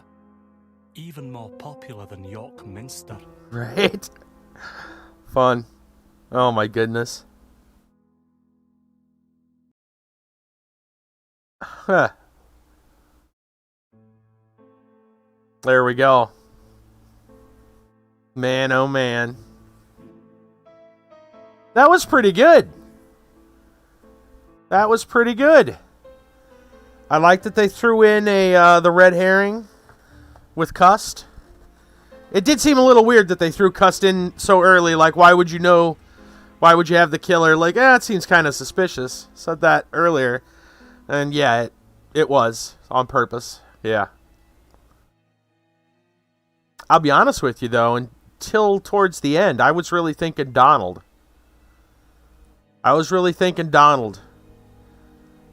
He had a lot going for him. But like they said, he's impulsive, not cold, and he didn't really have access to the medical records like Franklin did. That's a big one. That's a really. But yeah, that was good.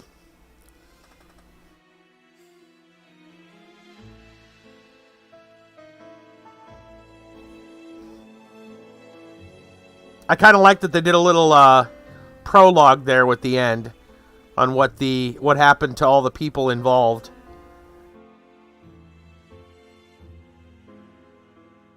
Thought that was kind of cool.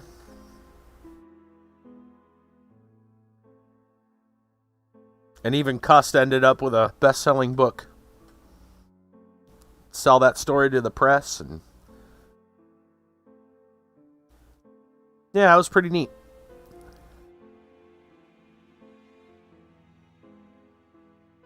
I know that there's other Agatha Christie games if you guys are interested, but I didn't see them on Steam. I searched Steam, and I did not see any others. Though I know other ones exist, only because when I went to put the game title in on the different stream platforms, other ones popped up. So I don't know where to get them right away, but I'll have to go look if you guys are interested, because this one was pretty good. This is probably the newest one. I got a feeling because this was like I want to say 2019, maybe 2016, somewhere in there. Probably one of the newer ones, if not the latest one. The other ones might be a little older. They probably not super old. But yeah, see, look how new that is.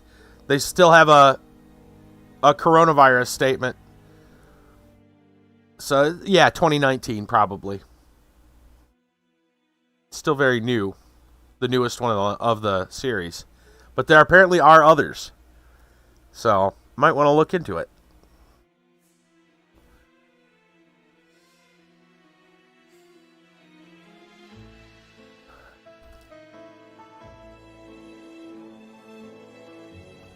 It wasn't quite as short as I thought it was going to be. When we were playing Friday, when we did this on a Friday night for the free game, it looked like we were like almost halfway done. And I'm like, oh, it's not a super long game. Don't get me wrong. We finished it in 2.5-ish streams.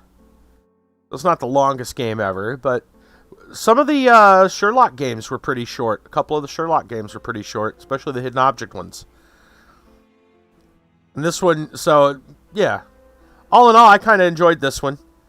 I go back and say if I had any complaints, I think some of the puzzles, not that they didn't make sense, but like, because the puzzles themselves made logical sense. The other, like the part of the, like what was it in, what's her name's, the sisters in their household, even though they weren't rich, they had these very elaborate contraptions that were puzzles. That didn't make a lot of sense. So did the first, what's her name, Asher. She was also very, not rich by any stretch of the imagination, barely keeping her business open and living in the back room of her business. So she wasn't making a lot of money, but she had this unusual box with a puzzle on it. Those seemed a little, like, thrown in there just for sake of having puzzles. And don't get me wrong, I liked the puzzles. They were good puzzles. It just didn't, it's one of those kind of like, that's not very likely that you'd have some weird contraption. I could see it more in, like I said, kind of an eccentric safe vault kind of thing. But I mean, that's a minor gripe aside. They needed it there to give you a puzzle to play. Other than that, I very much enjoyed this. This was a good mystery. And I'm just going to let the credits roll, because they should be thanked. They did a good job. Also, I don't recall us having any... I had a minor gripe with the UI, where if you leave the item and other stuff open, like it would kind of make the scene not interact correctly. But that's a minor gripe. It just reminds you to close the close the extra box, close the inventory and options box when you're searching the scene, unless you're using the objects.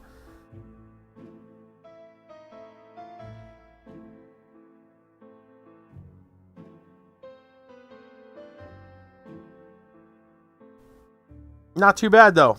That was an enjoyable mystery.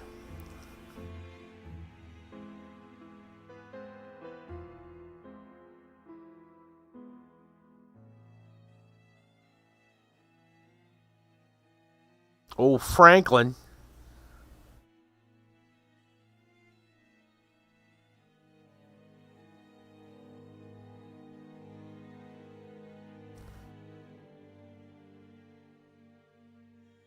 Did this roll again? Or, yes, it did. Okay. It just keeps rolling. There we go.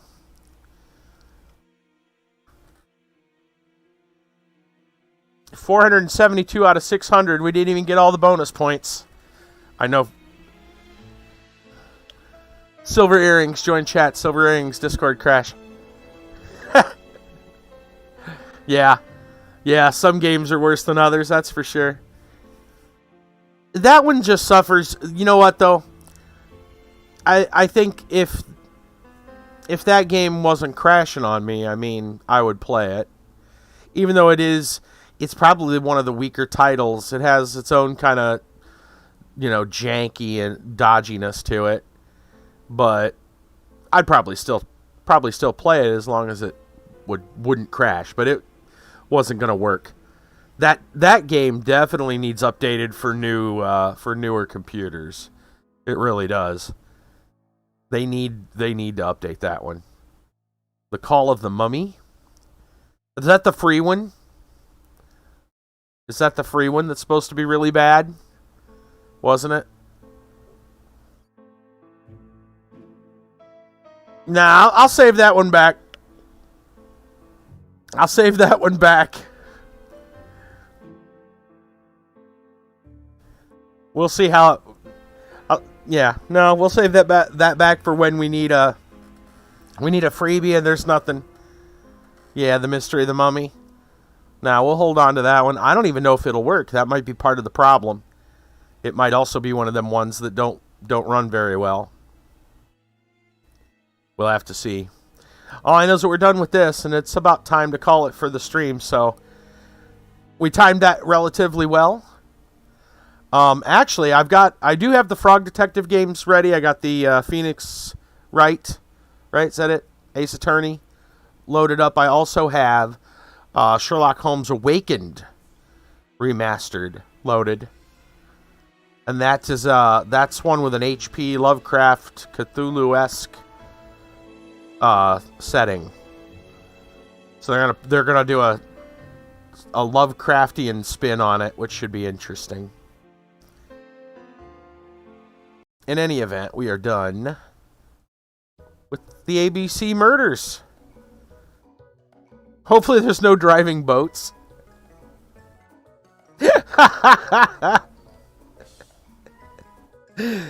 Actually, the cover art for the original game, it has Holmes and Watson in a boat, like a little rowboat. They're like in a swamp or something.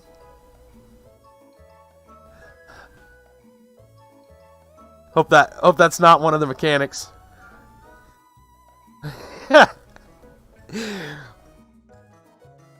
They're on a boat on the cover art. Anyway. Hope that doesn't bode well. Alright. Let me go see if there's anybody if we want to host tonight. Thank y'all for coming in. For the hosts. We had some follows tonight. I appreciate that. If you haven't already and you liked what you saw tonight, hit that follow or subscribe or whatever on whatever you're watching. Whether it's Trovo or Twitch or DLive or YouTube.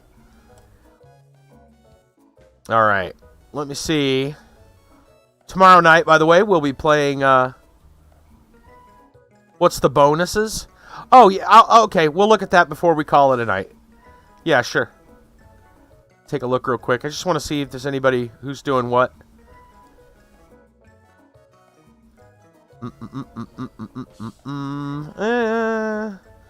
Not too many people on. A lot of them are doing a lot of the same stuff. I don't know. Maybe we'll host somebody. Maybe we won't. Let's go. Yeah. All right. I'll tell you what. Look at the bonuses. You were wondering about the bonuses. So you can go through and do the timeline stuff. You can watch the reconstructions. And then you've got all these different trophies. And I'm pretty sure that's just... It's just trophy. So like we missed one there. We got a couple missed here. So we didn't get all of them. Oh, see, you can get... That's interesting. You even get trophies for making mistakes.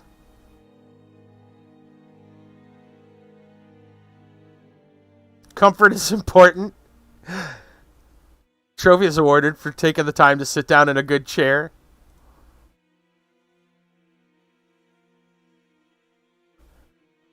So you had a whole bunch of, like, achievements, essentially. We didn't get all of them. Got a lot of them, though. So that's cool. With the reconstructions, you can reconstruct the murders. I remember... I think you were around to see how those were done. And then you've got, essentially, the...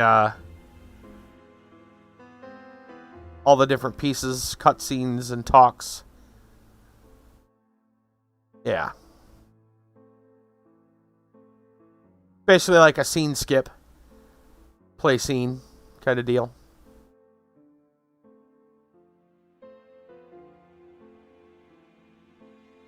It's not a bunch of stuff. But it's, you know, if you want to look at it, that's what it is.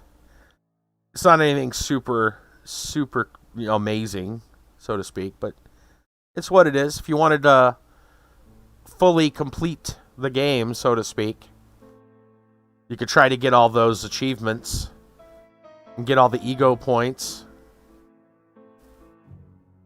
I'm not looking to 100% the game in that way. I'm not a big collect-a-thon person.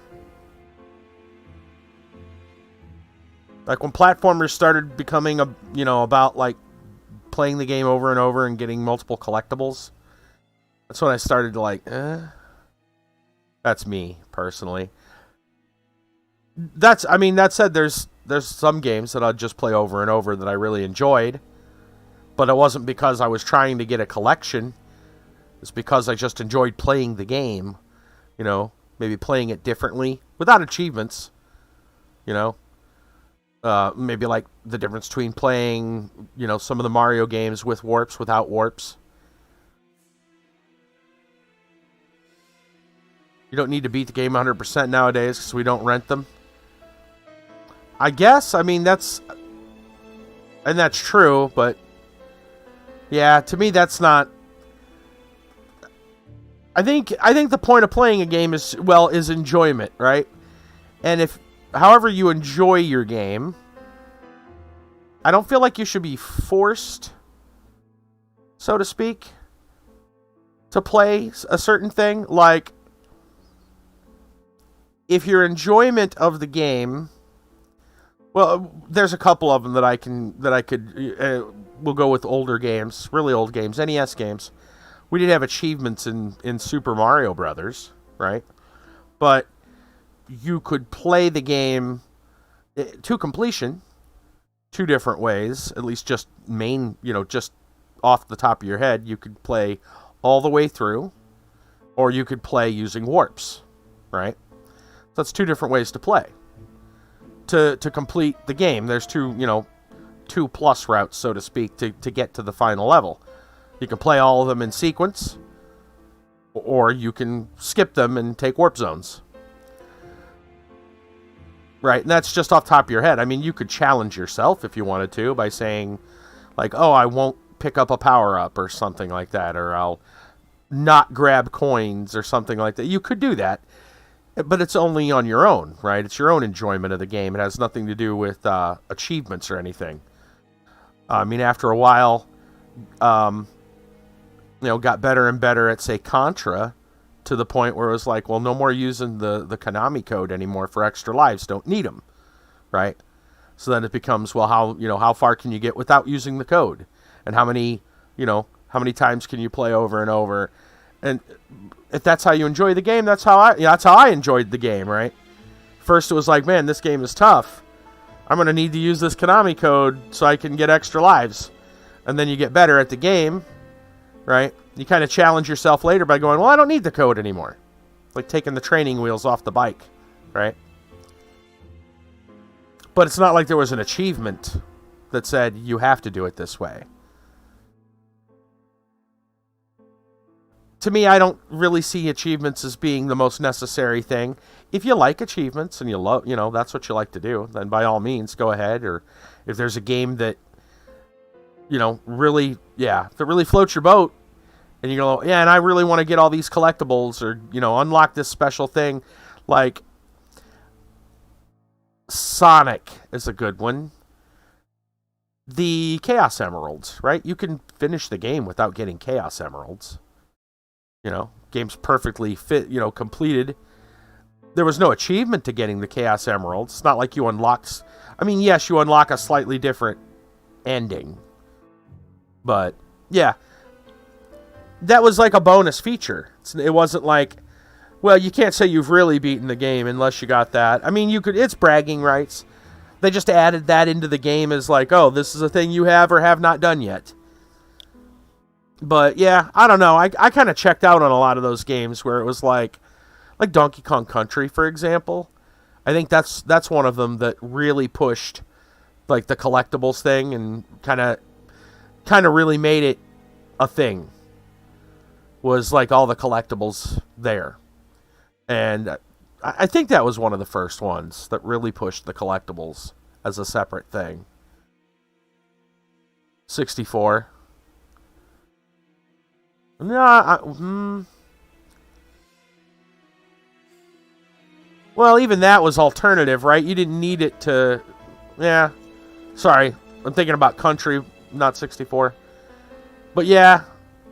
I don't remember when they officially added achievements in games like that, but I know the collectathon stuff feels like it started in Donkey Kong Country, 16-bit, but it's not like even then they didn't have achievements.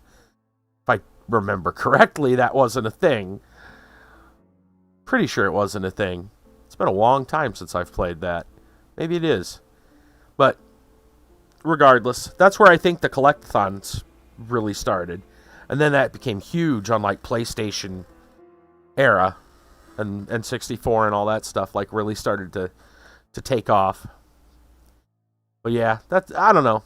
That never really appeals to me. There's not many games where I'm like, I have to get the achievements. Even games I really love, I might be like, I don't really need to get that achievement. For some people, that's what they like. If that's what you're into, man, enjoy the game. Basically TLDR, enjoy the game the way you wish to enjoy it, right?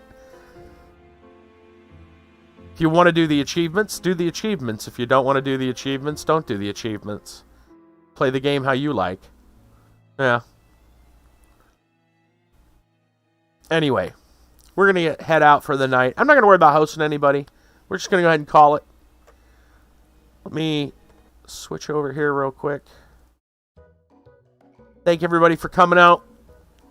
Again, thanks for the follows. We're not going to worry about hosts tonight. We'll be back tomorrow night with Shadowrun Returns. Looking forward to that. And tons of other stuff throughout the week. I'm trying to think if there's anything important I got to tell you guys about. I don't think so. You guys already know most of the other stuff. Let me bring up this real quick. Shout out to Dova for their generous support over on Subscribestar. There's always ways to support the channel. You can find most of them right there. I'll tell you what, the Redbubble thing. I don't know if you saw this. Don't run with a pair of scissors, that's right. I don't know if you saw it, Kiba, but over in my Discord on the general, Kit Kat got his shirts from Redbubble. And they were fast. They didn't take long between the time you ordered and the time they arrived, really. They came really, yeah. And they look really good. I was really impressed. I'm still going to order, I want to order some for myself, both for curiosity of samples, as well as it'd be nice to have some more shirts. Especially ones that I designed. So, I'm going to grab some of those soon. But yeah. Okay, you saw it. So, yeah. I thought they came out really nice. So if that's a thing, if somebody wants to support, there's a way to go. As many other ways. Anyway, well, thank everybody for that. Thank Kit Kat and Hi for the orders on Redbubble too. So appreciate all the support you guys have been giving. I mean, Kiba's giving me games left and right. A lot of y'all have. Brassel too. Thank you all so much. And we're going to get to some more games.